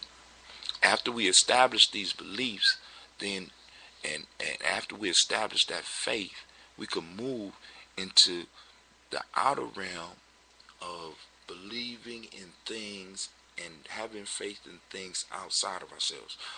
So first, in order to make this tool work for us, first we have to start cultivating the belief, the internal belief first. Many of us want to work from the outside in. But this work is a work from the inside out. All of our tools and all of these principles take place inside of us before they manifest outside of us. So faith is one of those first things that we have to dig in deep. And we have to light the fire within ourselves so that we can wake up the rest of the principles to work and move with us. Now, we got to be clear on what our higher power is. Now, that's not for Brother Hatem to define for you. That's for you to define for yourself, to line it up with your with the faith that you practice now, or to come up with whatever. That's on you. That's your personal struggle. You have to be able to align yourself with something greater than you are, so that you are serving something bigger than you. This gives you a whole nother power that we will touch on either later on in this lesson or other lessons that are to come. Now, people would have us believe that we exist in a universe that is based on entropy, which is basically chaos. It's just everything is just happening and there's no order or whatever. But our ancestors taught us that everything works by laws and principles. Everything. And when you figure out the laws and the principles, you have a jump start. We are blessed in the fact that we can look at the universe and see some order. Those of us that's on the journey, we can look in the universe and see some order. Sometimes it's hard to define what that order is, but we know intrinsically, that faith, that there's a order. And if there's an order, then once we understand the order, we could get that order to work for us. But we got to have faith in the fact that the order is there in the first place. So now, in order to get the faith principle, and y'all need to go on and read the book and read the principle, there's certain questions some other questions that you have to answer. First, you got to ask yourself, what do you believe about yourself personally? Ask yourself that. Write it down, right? What do you truly believe about yourself? Because one, that'll clear up a lot of mess for you once you start really getting into your true vision of who and what you are. Next, you ask, what do you believe about the universe that you live in, the universe and the world that we live in? You know what I'm saying? Is it chaotic? Is there some order? Be honest with yourself in asking these questions. Then ask yourself, what do you believe about your future? Do you have faith in your own ability to create the future that you want? Be honest. Next, who or what do you place your faith in? If there's something outside of yourself that you do, mention that. But of course, I will hope you will start with your inside. But if you don't, then that gives you some work that you have to do. The next one is, are the people or things that you put your faith in worthy of it? Does the trees bear fruit? It makes no sense to be a gardener or be someone traveling on this journey and putting faith in things, people and things that don't produce. Do you have faith in the right things? Are you worthy of your own faith? Are you worthy to believe? Do you live a life, or do you live in a way to make yourself worthy of your own faith, to be able to make it to what you want to be able to do? And to all these questions, If it's a yes, put Y. If it's a no, put Y. All right. So now I'm gonna take a short commercial break, and then we'll get back, and then we'll finish up Imani, and I'll let y'all go to sleep if you listening or whatever. So.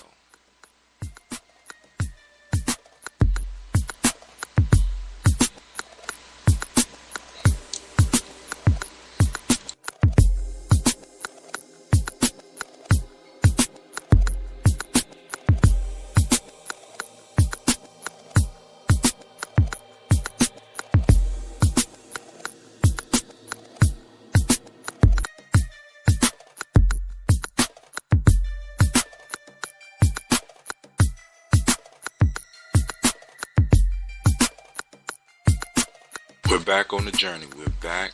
I'm back. And now, the next thing is, what can we do to strengthen our personal faith in our Creator and ourselves? This is very important, because faith is like a muscle. In order for it to get strong in us, we have to work it out. We have to pull out our tools, and we have to use it. One of the major things that we could do is develop, and this goes to the six tool, developing rituals in which we can practice that will remind us about our faith and help us to begin to work it. One of the things that we develop is called affirmations. We could develop personal affirmations, affirming ourselves, affirming our faith. You know what I'm saying? Building it up. You know what I'm saying? By constant mental and vocal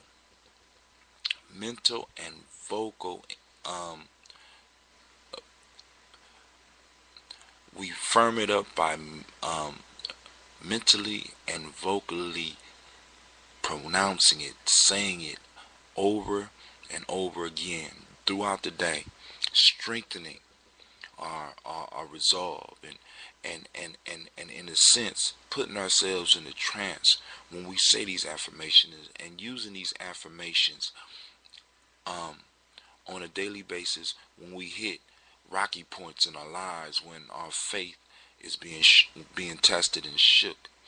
Also, we can also use proverbs. When you look on my website, I have something called the Gye-Nyame Journey Workbook. That's a book full of proverbs that you could use. You can also read scriptures from the holy books of your choice to help firm up your faith. And not just read them, but Bruce Lee talked about emotional content. When we work with affirmations, when we work with proverbs, when we work with scriptures, we have to do it and use emotional content when we're doing them. You don't just dryly read them. You don't just dryly say affirmation. You don't just dryly say your pledges or what have you. You have to really invest that emotive energy into them so that you can bring that piece alive. Alright. Now the next method, of course, the next two methods are very similar and they're connected. One is meditation, of course. I have meditation CDs that you can use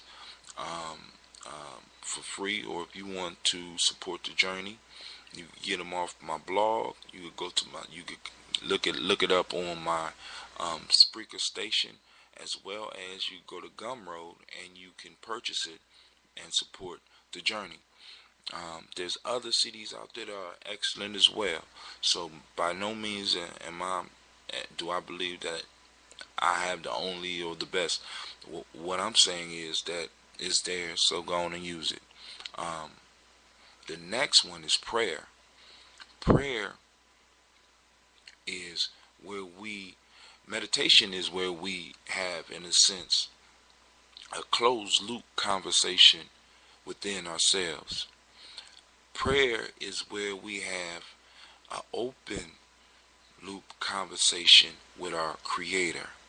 It's not just about asking for things or assistance and help, but it's having faith that there is a higher power there that we can turn to at any given time.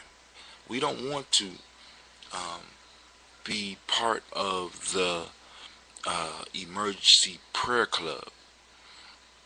These are people that pray at hard times. They pray only at the bad times. You know what I'm saying? They the ninth inning prayers. Those of us that use prayer, we walk and pray. We pray before we meditate. We pray in all situations. We give thanks whenever there's a reason to give thanks, and even when there's not a reason to give thanks. We pray to communicate with that thing higher than ourselves and develop a relationship so that when we do have to go for hard times, we already know that power is going to be there. There's not a doubt in our mind, and because there's no doubt in our mind is able to find the solution, or the solution pops up for us. It emerges because we have put our work in to our prayer life. So go and think about some of that. If there's any questions or comments, hit me back, hit me up. You can find me at www.GyeNyameJourney.com. Also, you can hit me up on my Spreaker station. I won't hold you up anymore. If there's anything else, of course, I'll get on here and rant some more. So thank you for your time. Thank you for your support. And with that, Brother Hatim is saying out. Now, I'm going to give a couple of seconds to Spreaker so they could come back on and do their thing. And then after that, we're gone.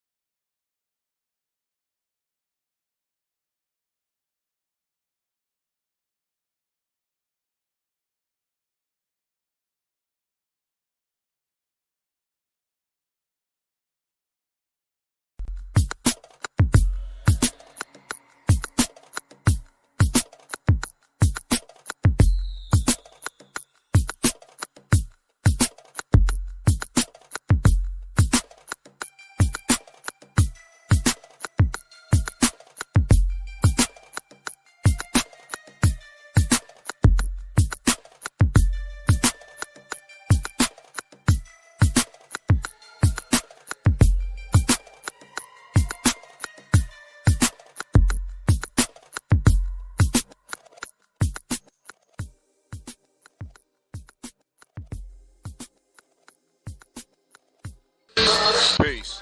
I'd like to welcome you to the journey. This is Brother Hatim. I'm coming to you live and direct from the Monte Cristo, so that's the noise in the background. They got the music pumping, and I just wanted to drop a quick show talking about movies of influence. Movies of influence. So if there's any listeners out there, feel free to comment. Check me out at Spreaker.com. I guess /Hatim. /Hatim. I'm about to share the URL with everybody out there, and so feel free to tune in. Let me know what's going on out there in the world. I'm gonna talk about some of the things that I experienced this weekend, as well as movies of influence, So go on and enjoy the sounds. I'm here live at the Monte Cristo. If there's anybody in the area that want to stop in and possibly contribute to the show, you can hit me up on the chat on Spreaker. Once I share the URL, everybody will have that. So what we're going to do at this moment right now is that first, of course, I got to give shouts out to Oxy Water. Go to tryoxywater.com. The world's first oxygen enhanced mineral water. Excellent drink. Also, I want to send shouts out to Orange 82 for their support and providing us on the journey, those of us that's on the journey, with a soundtrack that we can use for introductions and exits. So now, also before we get into the fat of this, I want to give our friends at Spreaker a moment to go and talk about their product, because I think it's important that we use every aspect of this internet thing to get it popped off, because this is a thing of ours. So I'm, of course, going to cue up the music. Cue up the music, and we shall return.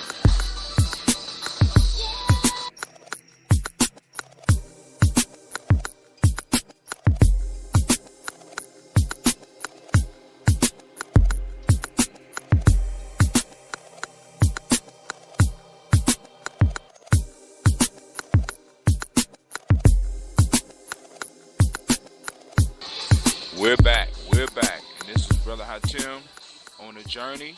I'm sending out this URL so that those people that want to participate in this discussion can. Also, I'm going to give you some updates of some of the things that's going on far as where I'm at, far as Columbus, and some of the things that I noticed. So, here we go. I'm on my way to my dashboard to make sure I'm able to send this out. So I appreciate your patience and your kindness and you taking your time to listen. Now during this weekend, one of the things that was crazy for me, of course those of you that's been following my blog and the other things I do, you're aware that I had a passing in my family. I had, in addition to my ancestors, my grandfather passed on. He made his transition. And of course, I'm going to dedicate my shows to him, because if not for what he did, I would never have been. So I wanted to let you know that I'm recovering. I'm going through the stages of grief, some denial, some anger. I don't know. I'm going to let it roll out and continue working and continue broadcasting, because I guess the work kind of helps me stem it. For anybody that's interested in the process that I'm personally going through and the experiences that I'm having, because I know I'm not the only one on the journey that has this issue as far as family members passing away. You can go to my blog at GyeNyameJourney.com, and the name of the blog is How to Say Goodbye, Part 1 and 2. Feel free to check it out. Also,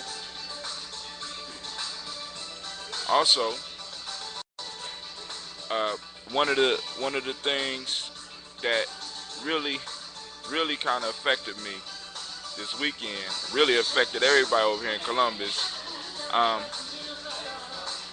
was the fact. Oh God, I messed up. One of the things that really affected me and other people here, especially me, because I'm trying to make sense of things. I'm trying to make sense of what's going on in my life, as far as with my grandfather passed, and then other decisions that I have made that have affected me as well as my family. One is with my grandfather's past, and I'm looking for a way to make sense. And a lot of times, I think by us trying to make sense of things, it kind of causes more confusion. So I'm trying to not dwell too much on that fact. But one of the things that I noticed this weekend, first, I was sitting in the office, and because my office is in the inner side of a building, I heard the storm, but I didn't know that the storm was as severe as it was in Columbus. For those that don't know, Columbus was hit by a thunderstorm that ripped through here and tore the city up the day after my grandfather passed. In my program that I was in, I was so caught up in trying to catch up with my paperwork that I didn't even notice that they had a tornado drill, because it was so bad out there. They thought a tornado was going to hit. Now I'm sitting up here typing, you know what I'm saying? I noticed little power fluctuations, but I wasn't really superly affected. Well, anyway, the storm hit, and it knocked out a lot of lights. And as I was driving home, I had to drive home through a lot of places where people depend on traffic lights to order how we cross intersections. Now, when I was going here, I started noticing that people were exercising a lot of common sense. And I was really wondering, because they didn't have enough police to monitor everything that was going on, how much has modern convenience, although it adds to the communication with us as human beings, or can add to the communication, how much of this convenience has really affected us and affected how we deal with the world. Because I saw people forced to communicate with people that they did not know. I saw people working together in situations that you would think that you would need some type of authority figured in. We got people at major intersections, no accidents, very few fights. Some people might have got mad, but they was able to make it through these intersections without any problem. And I started looking at that, and I started thinking about it, because one of the things that I learned recently is that one of the things that made it possible for human beings to survive in through evolution or through the beginning of time or whatever you believe, because what helped us to survive was, one, our endurance, because not like any other animal, human beings have endurance that is ridiculous. We could run and cool off at the same time. Most animals can't do that. So that means that if we got a good head start on a lion, that lion will have to eventually stop, because he's not going to be able to cool himself off like we can cool ourselves off in motion. Either his ass is going to have to run and drop or stop chasing us. Another survival thing that humans have that you'll see in the other parts of the animal kingdom, is that we have the ability to cooperate. The only way that we was able really to survive, another of the ways, I ain't gonna say the only way, but one of the ways that we used to survive as human beings was being able to cooperate with each other. And it's a very important point and a very important idea for those of you on the journey, because on this journey, in order for us to make it, although it seems like it's an independent journey, a lot of times it's not. A lot of times that's our illusion, that's our imagination telling us that we are in this by ourselves. We are not in this world by ourselves, and we will not be in this world ever really by ourselves. When we on this journey, we are not alone. We have friends and family that we could pull on, and sometimes strangers will stop and help us. You know what I'm saying? This weekend kind of reaffirmed my belief in human nature. So I'm going to take another quick break, and we're going to get into the conversation of why I got on here live in the first place when I come back.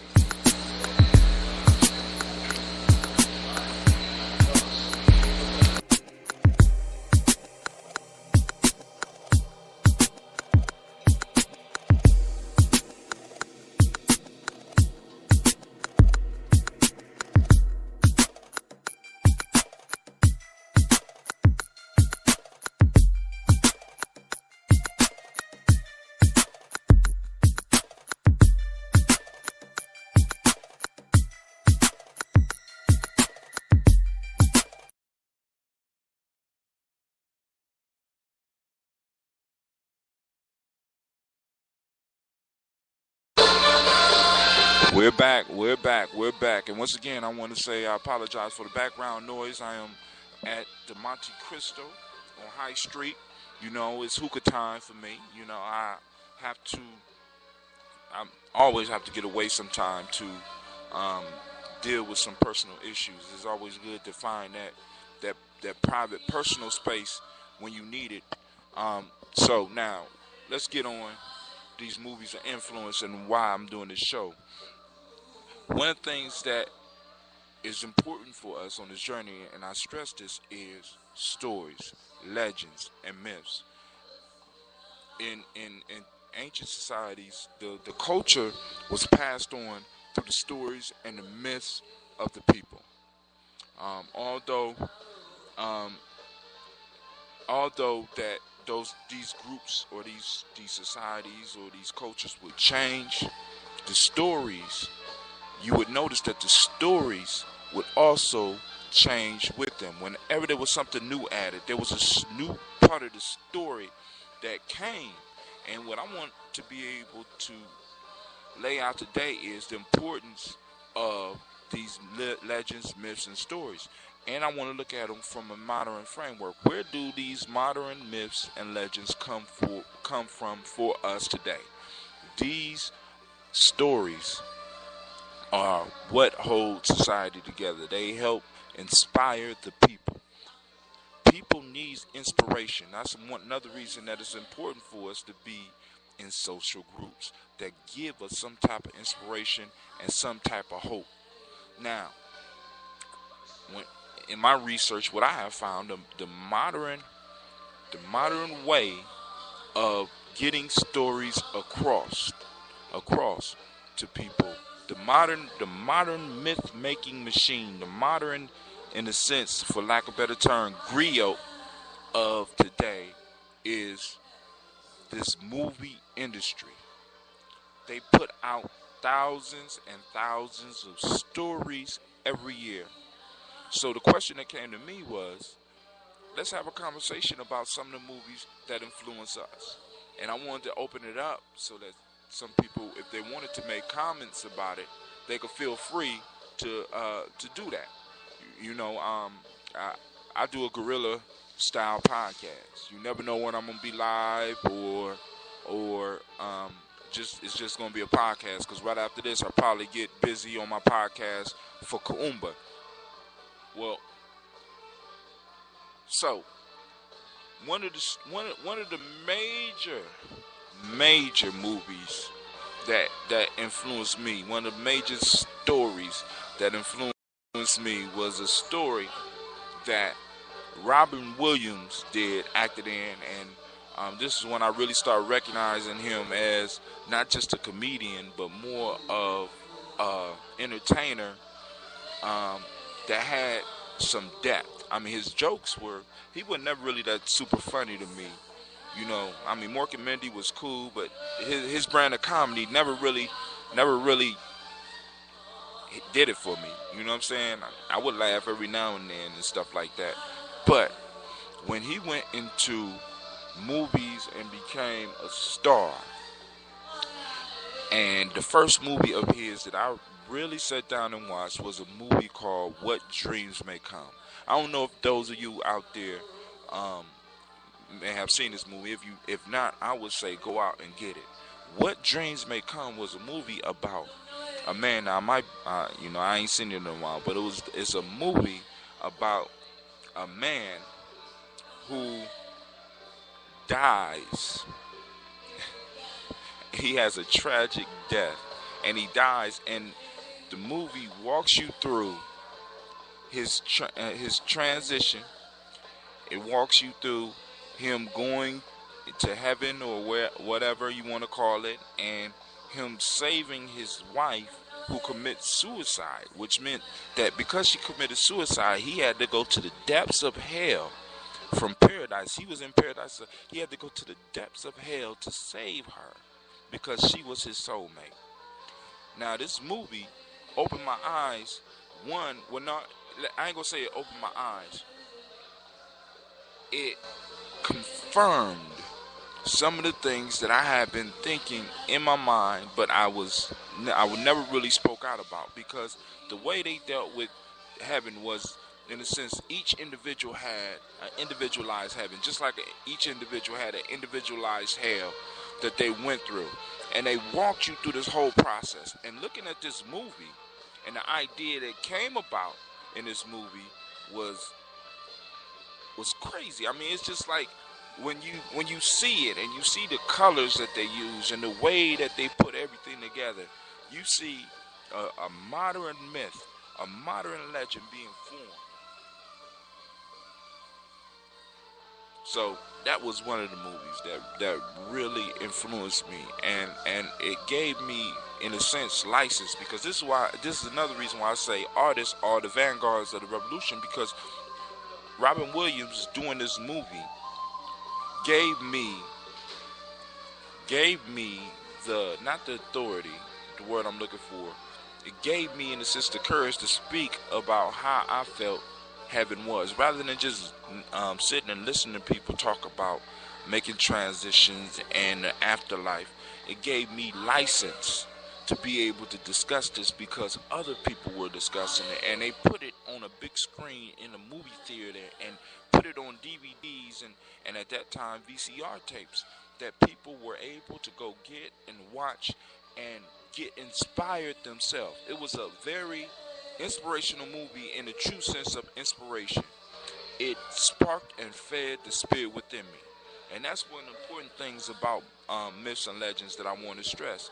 It sparks the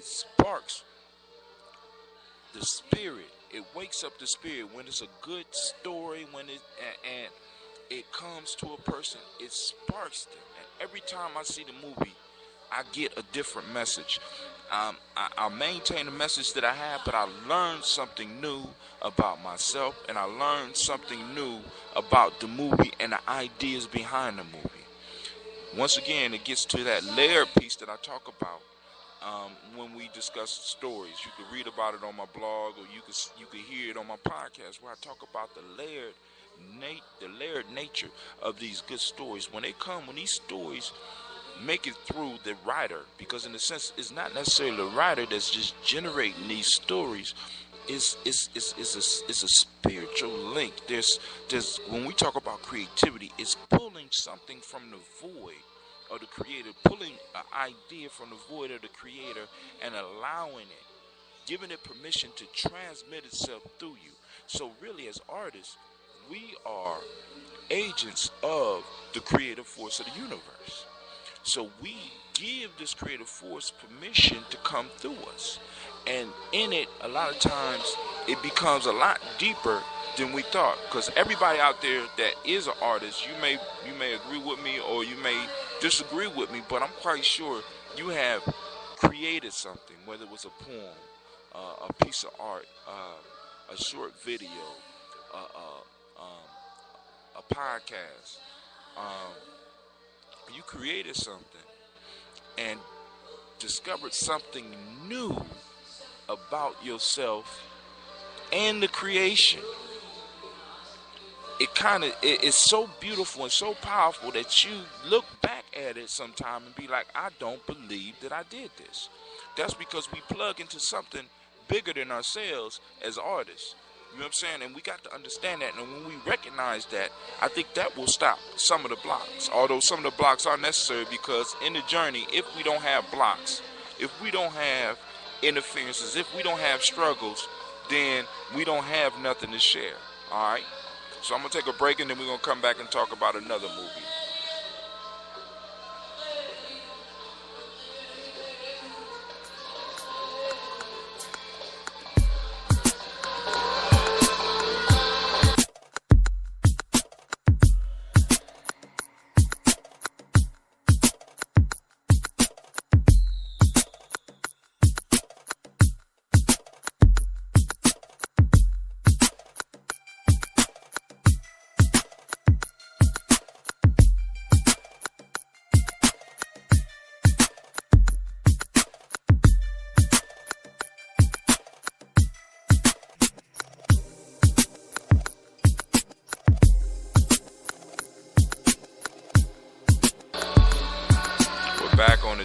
We're back on the journey. This is Brother Hatim, and today we're talking about movies of influence, movies that influence our lives.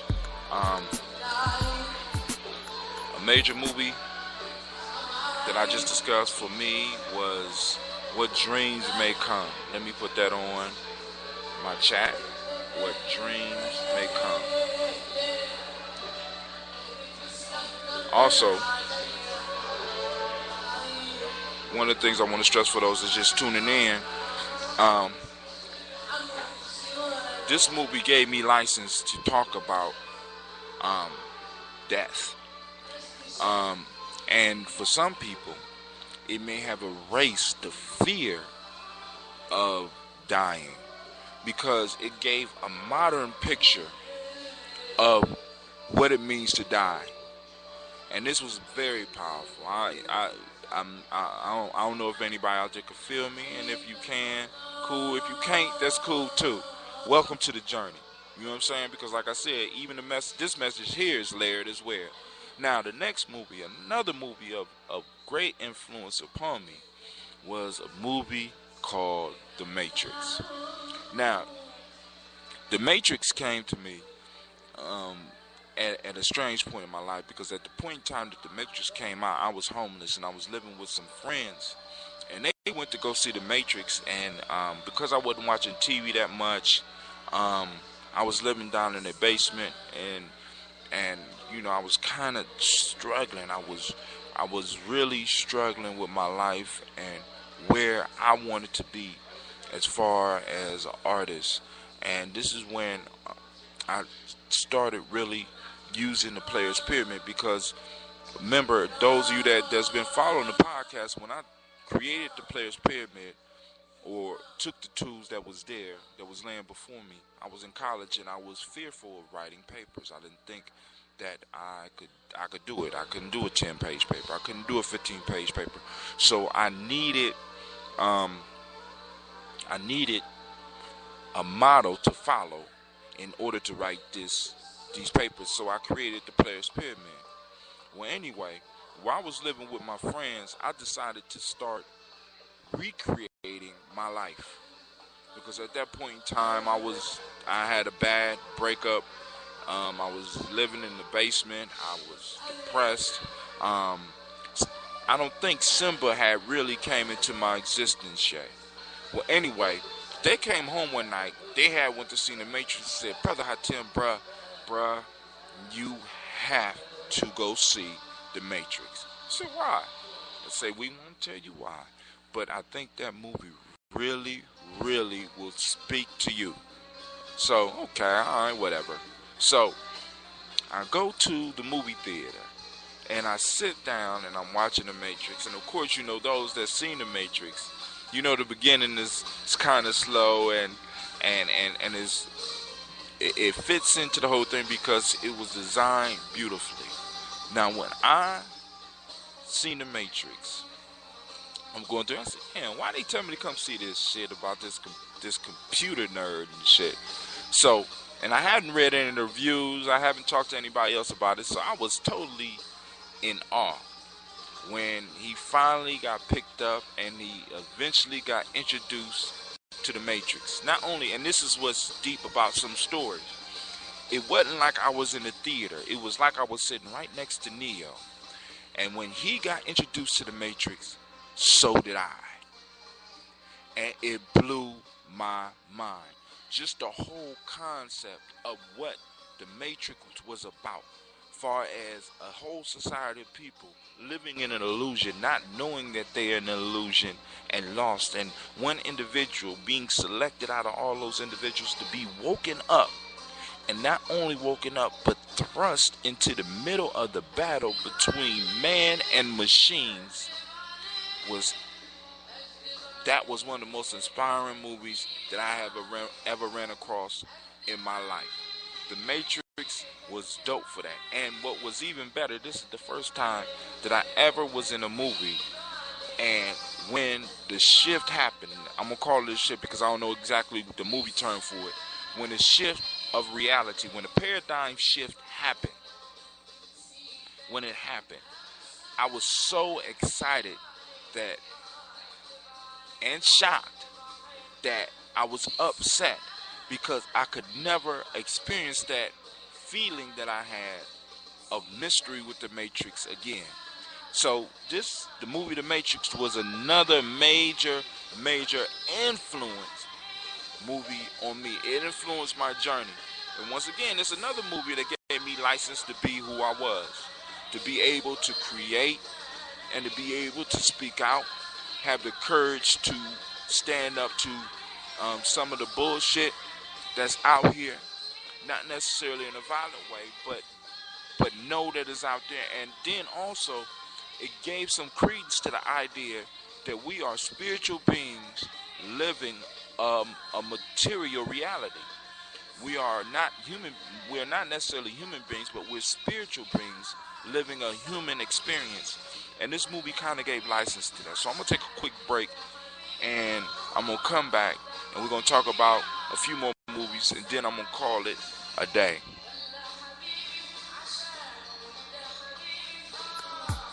Thank you, Orange 82.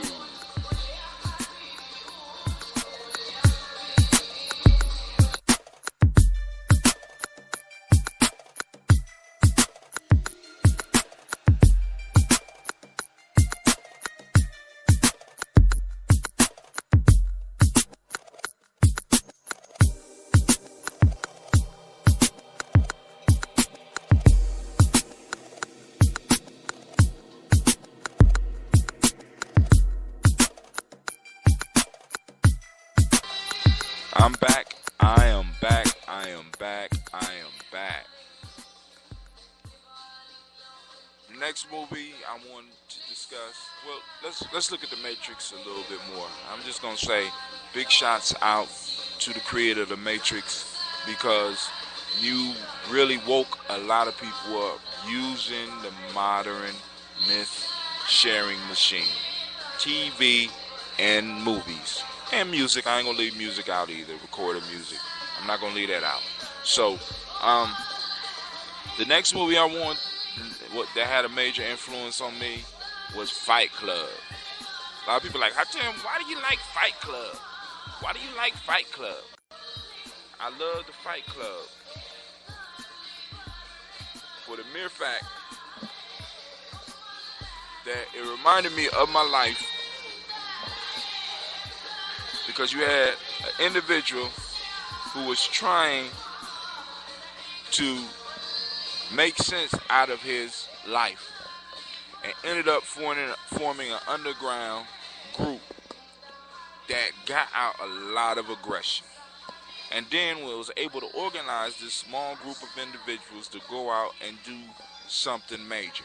Whether you agree with the mission or whether you even agree with what they organized around. That story, that myth, that legend there hit me to the fact that it was possible. Although it was just a movie, it's possible to bring people together under any auspice if you truly believe in it and move people in a direction that you may feel they need to go. Especially if there's agreement there, especially if you're feeling a need. Brad Pitt gave a speech. Gave several speeches in there that I often show on my blog.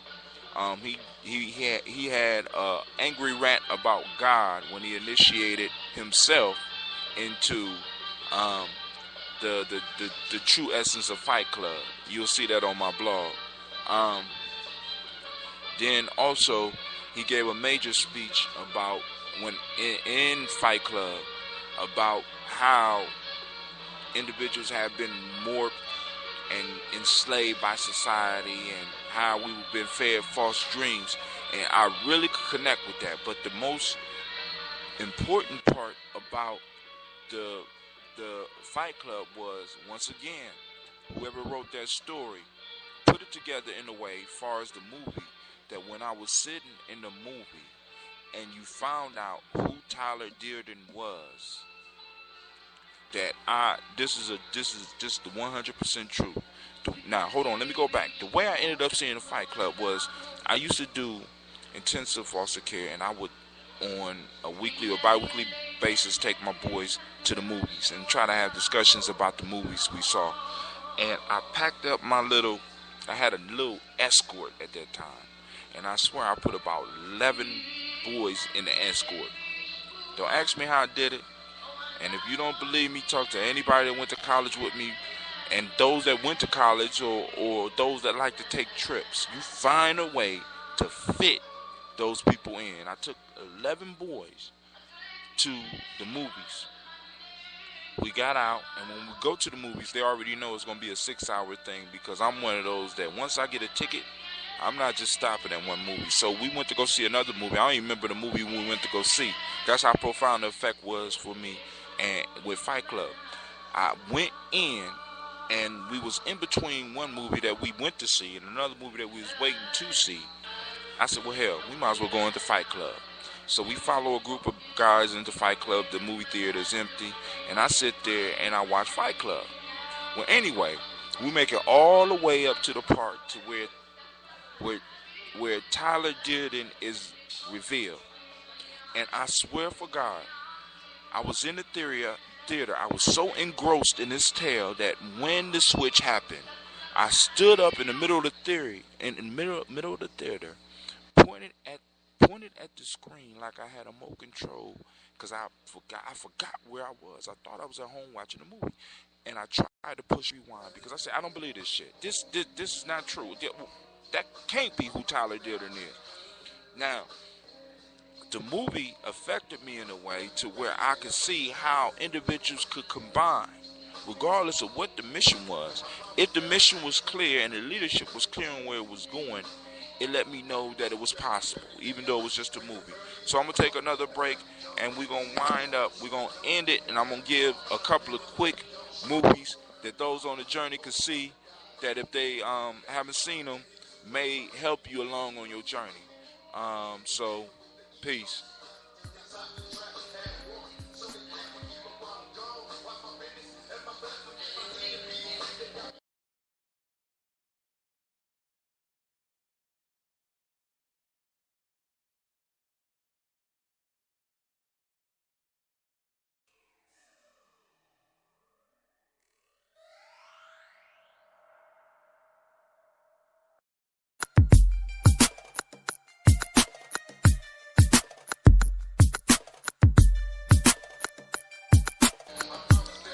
I'm back. If you could hear in the background, we got some Tupac playing. So we over here live at the Monte Cristo Lounge. It's storming outside. I'm quite sure I left my window down, so I'm gonna have wet ass syndrome on my way to the crib. But here we go. Honorable mention, because I'm running out of time, and I appreciate those that listen and take the time to tune in to the journey. Be sure to check out my blog. Be sure to check out some of my material, and remember, support the journey, because like I said, I do this for a passion, but it would be nice if I could do it full time and truly explore what's going on as far as human development and self-mastery. All right, here we go. Honorable mention. Now, there's a series out there. It's a Japanese movie, and you got to do a lot of reading. And the name of the movie is Zatoichi. Zatoichi.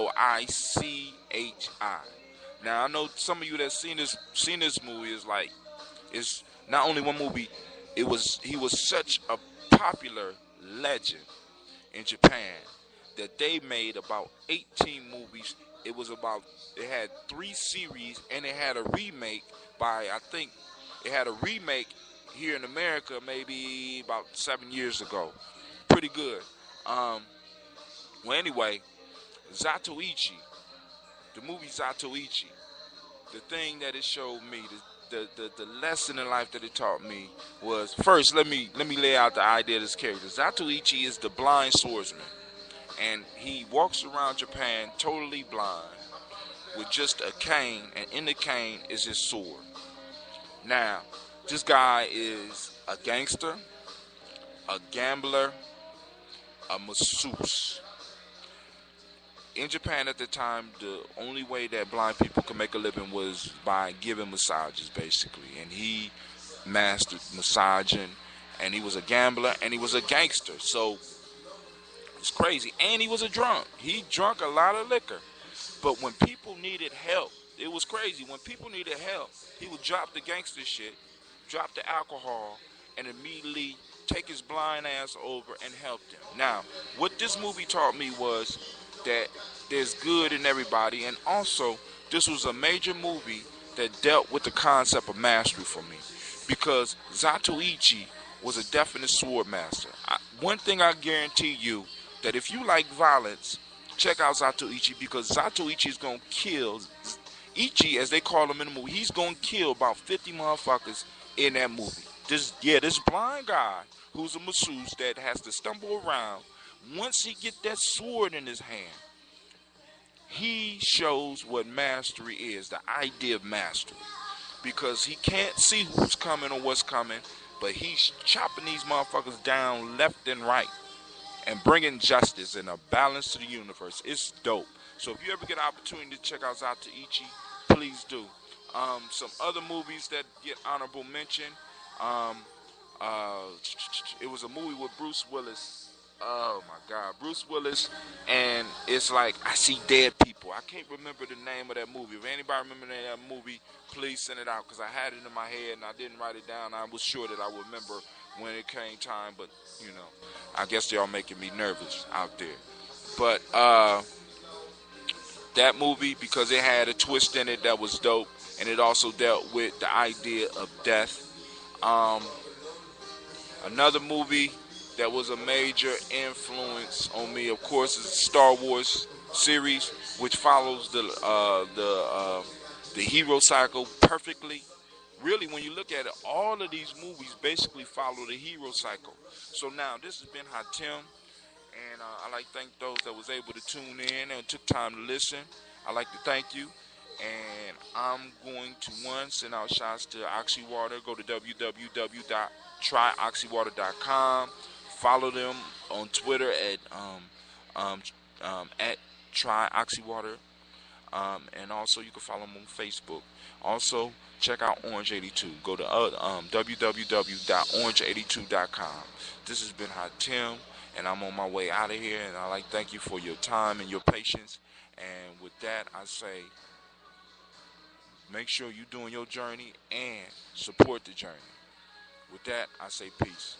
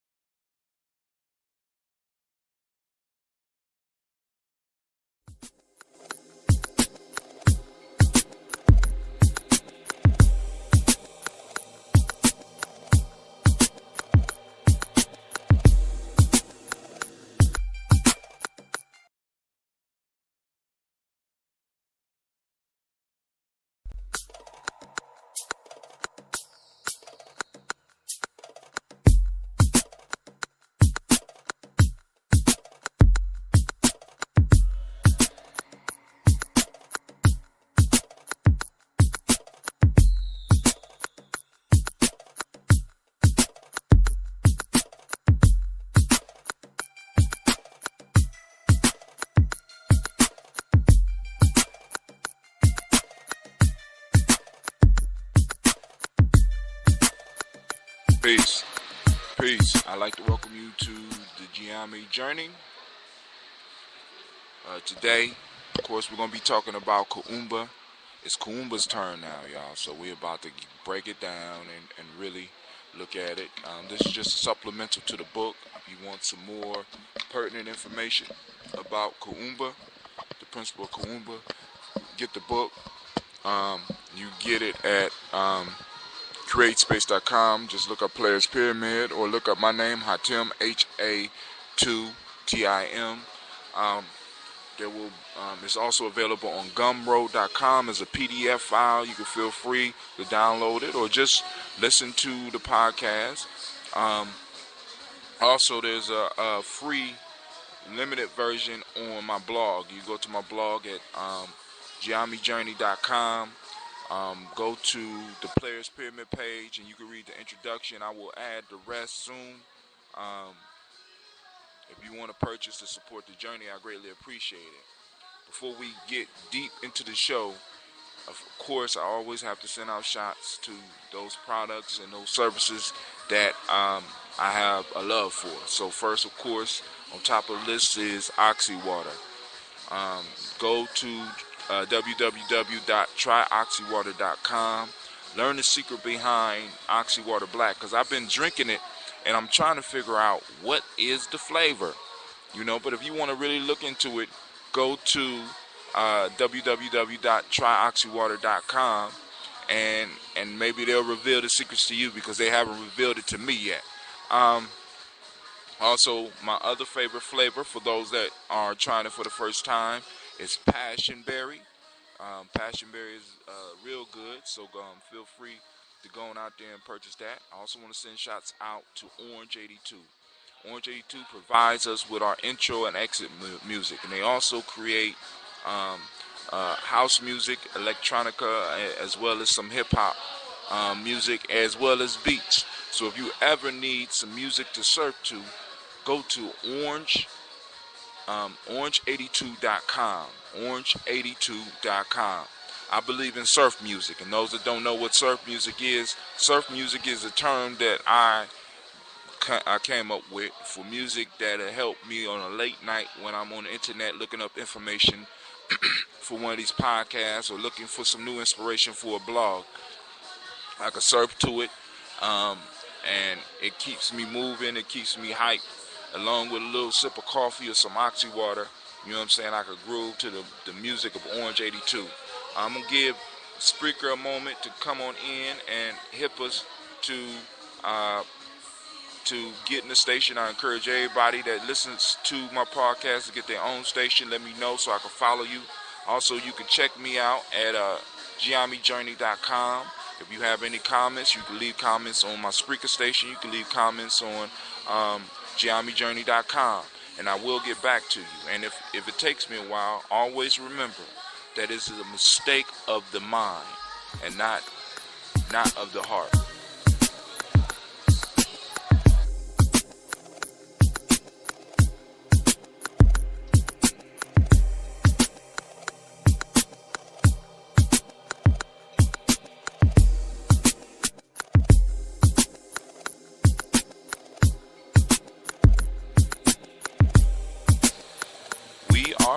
We are back. This is Brother Hatem, and I'm bringing you the Gye-Nyame journey. You will get an update on mile 3, but it's raining here in Columbus real bad, and I ain't been out running in a while, so I'm gonna do a mile 3 before the end of the week. So be looking for that. Also be looking for some updated blogs on my journey through my process of adjusting to my life without a major pillar. I'm sending shots out to Cleveland Brown, who passed away on Thursday. Pops, you're going to be missed, and you have my love, and I'm wishing you a pleasant journey, because the journey never stops. We just make transitions. We don't just leave here. If we look at the law of conservation of energy, the law of conservation of energy say that energy can't be created or destroyed. It's like we in a closed loop in this universe, or multiverse, or however you want to look at it. So I know mentally that my grandfather is still here with me, but I'm still adjusting far as the physical presence of him being gone. And as we all know, being used to having someone available in your life when you want them there is a very relieving feeling. But as they say, you never really miss the water till the well run dry. And far as the physical aspect, my grandfather well ran dry, and he made his transition, and now I'm pouring libations, and I'm thinking about him. I've been thinking about him on a consistent basis, and I'm dealing with my own guilt, my grief, wondering what I could have did to make his transition easier, and what I could have did to make his life easier. So a lot of times, even those that know, you know what I'm saying, knowing sometimes is not enough.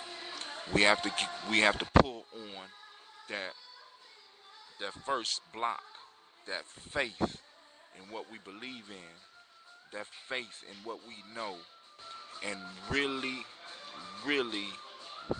get to work. And this is an opportunity for me to really solidify my faith in what I believe. my faith in what I know about the universe and about the fact that a transition simply means that those individuals move to a different part of life. Incredible. It's incredible. But now, let's get into Kuumba. Kuumba. Now, let me first open up with the quotes that I open up with in this chapter. This is the second chapter in my new edition that I will be uploading, and it's available on the PDF. I got page numbers. So I'm learning in the self-publishing game, and I'm learning in the podcasting game at the same time, and everything I learn I start to apply. I don't know why I didn't put page numbers in the first time. You know, maybe I was just in a hurry to publish, because those that know the story, I was waiting around for years for people to proofread and give me some comments, and I never got anything back. I mean, very few people did it. Those that did, I appreciate you. But I mean, like, this book has been around so long that I had it on a floppy drive. For those that's young, that's like, it's a piece of plastic that's not is about as big as a 45, and I know y'all don't even know what a 45 is. This book is so old that I had it in its original setting on a floppy, and then I went to the little hard disk that I had, and then I had to transfer it off of that onto what we have now. And now it's up on my Google Drive, you know what I'm saying? So now, you know, this book has made transitions with me, and it will continue making transitions, because I will continue to make it better the more I learn. And this is my pledge to myself, and this is my pledge to you. And I say it with emotions, I say it with intent, you know what I'm saying? So, you know, and those out there, when you want something from me, when you want more, feel free to let me know. You know what I'm saying? Because it's you that drives me to move closer to true mastery. Alright? So, Kuumba. This is the third chapter in the book. Kuumba. Creativity. To do always as much as we can in the way we can in order to leave our community more beautiful and beneficial than we inherited. Next quote. Laws of creation work by the conversion of energy, say the knowledge holders. And that's from the African Openings to the Tree of Life. The first quote was from Milana Karinga, and this one is from the book. The second one is from the book African Openings to the Tree of Life, which was written by an ancestor by the name of Peter Erskine. If you ever get an opportunity, pick up that book. It's a life-changing book, and it's a very, very powerful book. Now, when we talk about Kuumba, which is creativity, we're talking about a principle that connects us more directly to the creator of this universe than any other principle. Kuumba is powerful in the sense of, one, creativity is one of the things that we use as human beings to get to the point of where we are in our existence right now. Creativity separates us from other beings on this planet, and it gives us the ability to not only do incredible things on this planet, but to move off this planet and do incredible things. But the Kuumba that I want to focus on with the listeners today is not the Kuumba that just creates things that's outside of us. We need to look at the Kuumba that dwells inside of us. We need to learn how to awaken that power and use it so that we can advance our lives, both mentally, spiritually, and of course, physically. Now, when we look at Kuumba, now let me give you a small history about Players Pyramid. Those that listen to the podcast, you know, y'all can shut it off right now. You can go get some coffee, because I'm going to do a quick recap of why I wrote the Players Pyramid. I wrote the Players Pyramid to assist myself in writing a book, and to assist myself in writing papers for college. And in learning how to write papers for college, I learned how to write down and share my ideas, not just verbally, but also in a written form. And the thing that I wanted to do was to create something for the population in which I existed. Now, at the time when I started trying to write or putting ideas down, there was a strong cultural movement. It was an African-centered consciousness that was going on. People of African descent were discovering the historical greatness of African people. And Maulana Karenga, a lot earlier than the late 80s and 90s, a lot earlier, in the early 60s, let's say in the 60s, came up with the celebration of Kwanzaa, and through him came these powerful principles called the Nguzo Saba. And I was being nurtured and trained to use the Nguzo Saba, but there wasn't a lot of material on how to apply the Nguzo Saba to life. We had people talking about history, we had people touching on spirituality, but there was really nothing out there discussing how to utilize these in your life, and that's the void that I tried to fill. And one of the things I looked at when I looked at the Nguzo Saba was the fact that although these principles have African names, the principle or the idea behind them are ideas that can help anyone in creating a better life for themselves and for their community. So I wanted to make sure that people were able to grasp these concepts no matter who they were. So hence, through me, the creation of the Players Pyramid came. Now, that's a piece of Kuumba right there. You know what I'm saying? Now, what Kuumba does is Kuumba connects us to the creative source of this universe. It gives us access to all ideas that exist and all those that do not exist. Now, that's on some deep symbolic and metaphorical and hermetic metaphysics type thing. But the fact of the matter is that when we create, we pull on something deep within us that is connected to the Creator. And this power, if we are open, flows through us and looks at old ideas and is able to transform them old ideas into new things that could be used, or is able to give birth to ideas that don't exist in this time and place. Now, when we look at Kuumba, and one of the things I didn't mention in Amani, each principle has a color, each principle has a meditation, each principle has a power center in the body. Now, I'm saying that to say this. When we start using our tools to start constructing our symbolic pyramid of power, what we are doing is we're tapping into, first, we shape and we mold and we get the foundation ready, and we lay the first block of Imani, which is faith. For those who don't, is faith. We lay that block of faith. Now, the color for faith is red and it's hot. The energy is hot. It's down in what in other traditions they call the root chakra. It's within your sexual organs, and you could feel this. I'll talk about that a little bit later, but you could feel this. I'll give you a way in where you could feel it, and it's a fire that is kindled when you really start exercising your faith.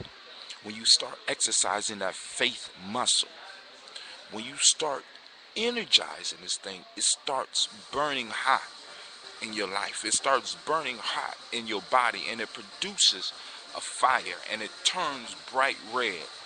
And this energy, and this is like symbolic, this energy moves up and it breaks blocks in the other energy centers. The first energy center that it goes to is the next one to it. Now, you can find your Kuumba spot when you look at your belly button, feel your belly button, put 2 fingers up under your belly button, and then right there is the Kuumba spot. Right there. So when you listen to my meditation CDs, I talk about swelling the belly. What we are doing is we're moving the Kuumba spot, because from this Kuumba spot, not only do powerful ideas come from this place, but also it's a chief generator of your ashe, which is your life energy. So by working your stomach, like I'm doing right now, by working your stomach as far as your breathing, you energize your creativity, you energize your Kuumba spot. And when you exercise your faith, that generates the heat to loosen up the other chakras in your body. So right now, a lot of people want to jump up and start talking about using their first eye or the third eye, or using the crown chakra and connecting with the heavens, when they don't understand that it's important to lay the foundation, because we miss out on a lot of the gifts that come to us because we want to jump so quick to the end of the process rather than enjoy where we are.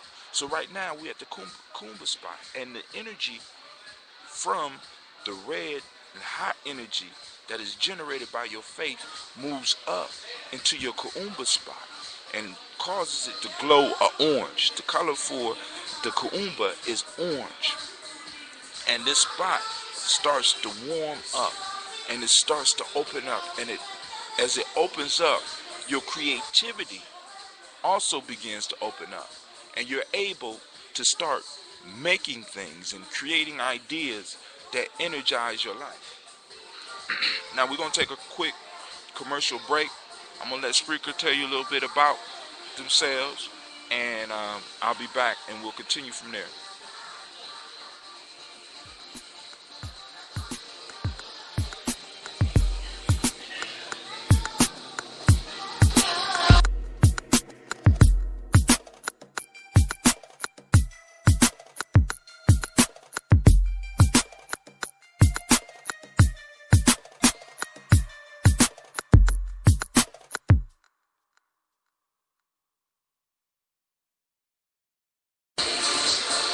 We are back. We are back. I'm live at the Monte Cristo. I come to these spots because they give me a lot of inspiration and give me the space so that I can do the podcast and the other things that I like to do. But speaking of Kuumba, when we look at Kuumba in the book, I cover the three parts of the mind that we need to really work on in order to control this Kuumba. Because once we start unleashing the creativity and we got the emotional content, the creativity that we unleash can either help us prosper in life or can tear us asunder. Tear us asunder, tear us apart, because we have the power to create our lives and create our reality.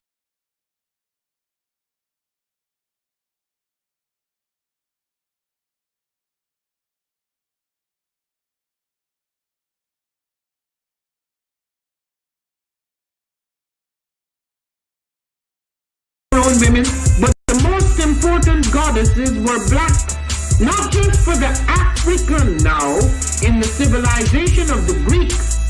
The Greek was so profoundly affected by the Africans that the goddess of chastity was a black woman, Artemis. The goddess of wisdom was a black woman, Minerva. The goddess of beauty was a black woman, Diana. And many of their great mythological figures which were critical to the vision of history, the history of the Greeks in the Odyssey. The woman who has the power to draw Odysseus and all his crew into her is Circe, who is represented as a black woman with African features on the Greek vases. The woman who helps Jason win the Golden Fleece is a black woman, Medea. The woman who marries Perseus, the Greek hero, is a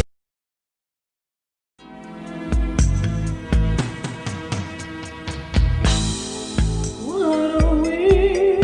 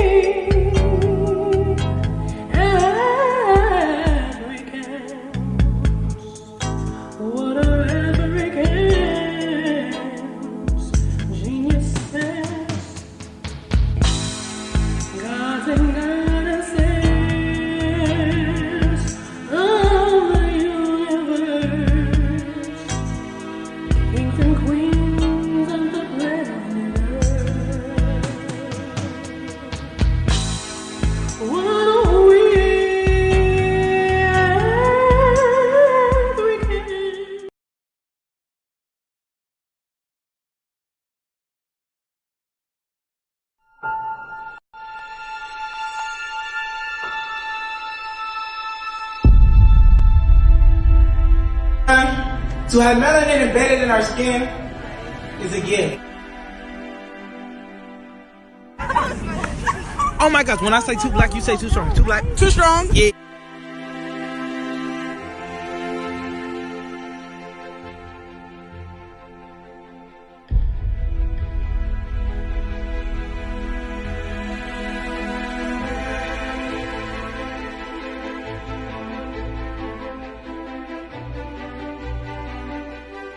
We were born to be great.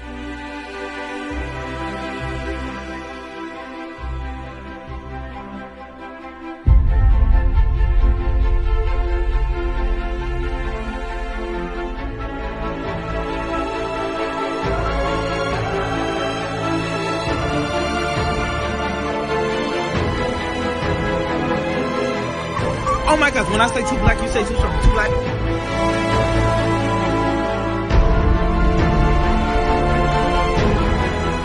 We were born to be great.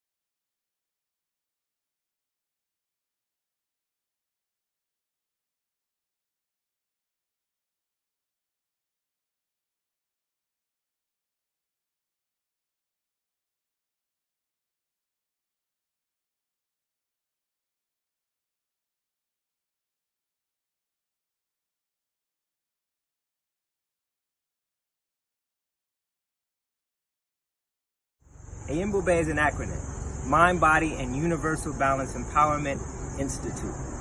It is also Zulu. It means lion, of course. With that, we're working with resiliency. We're working with trauma-informed care. With all of the mind-body connections that we need to not only address so many of our ills, but also to heal from them.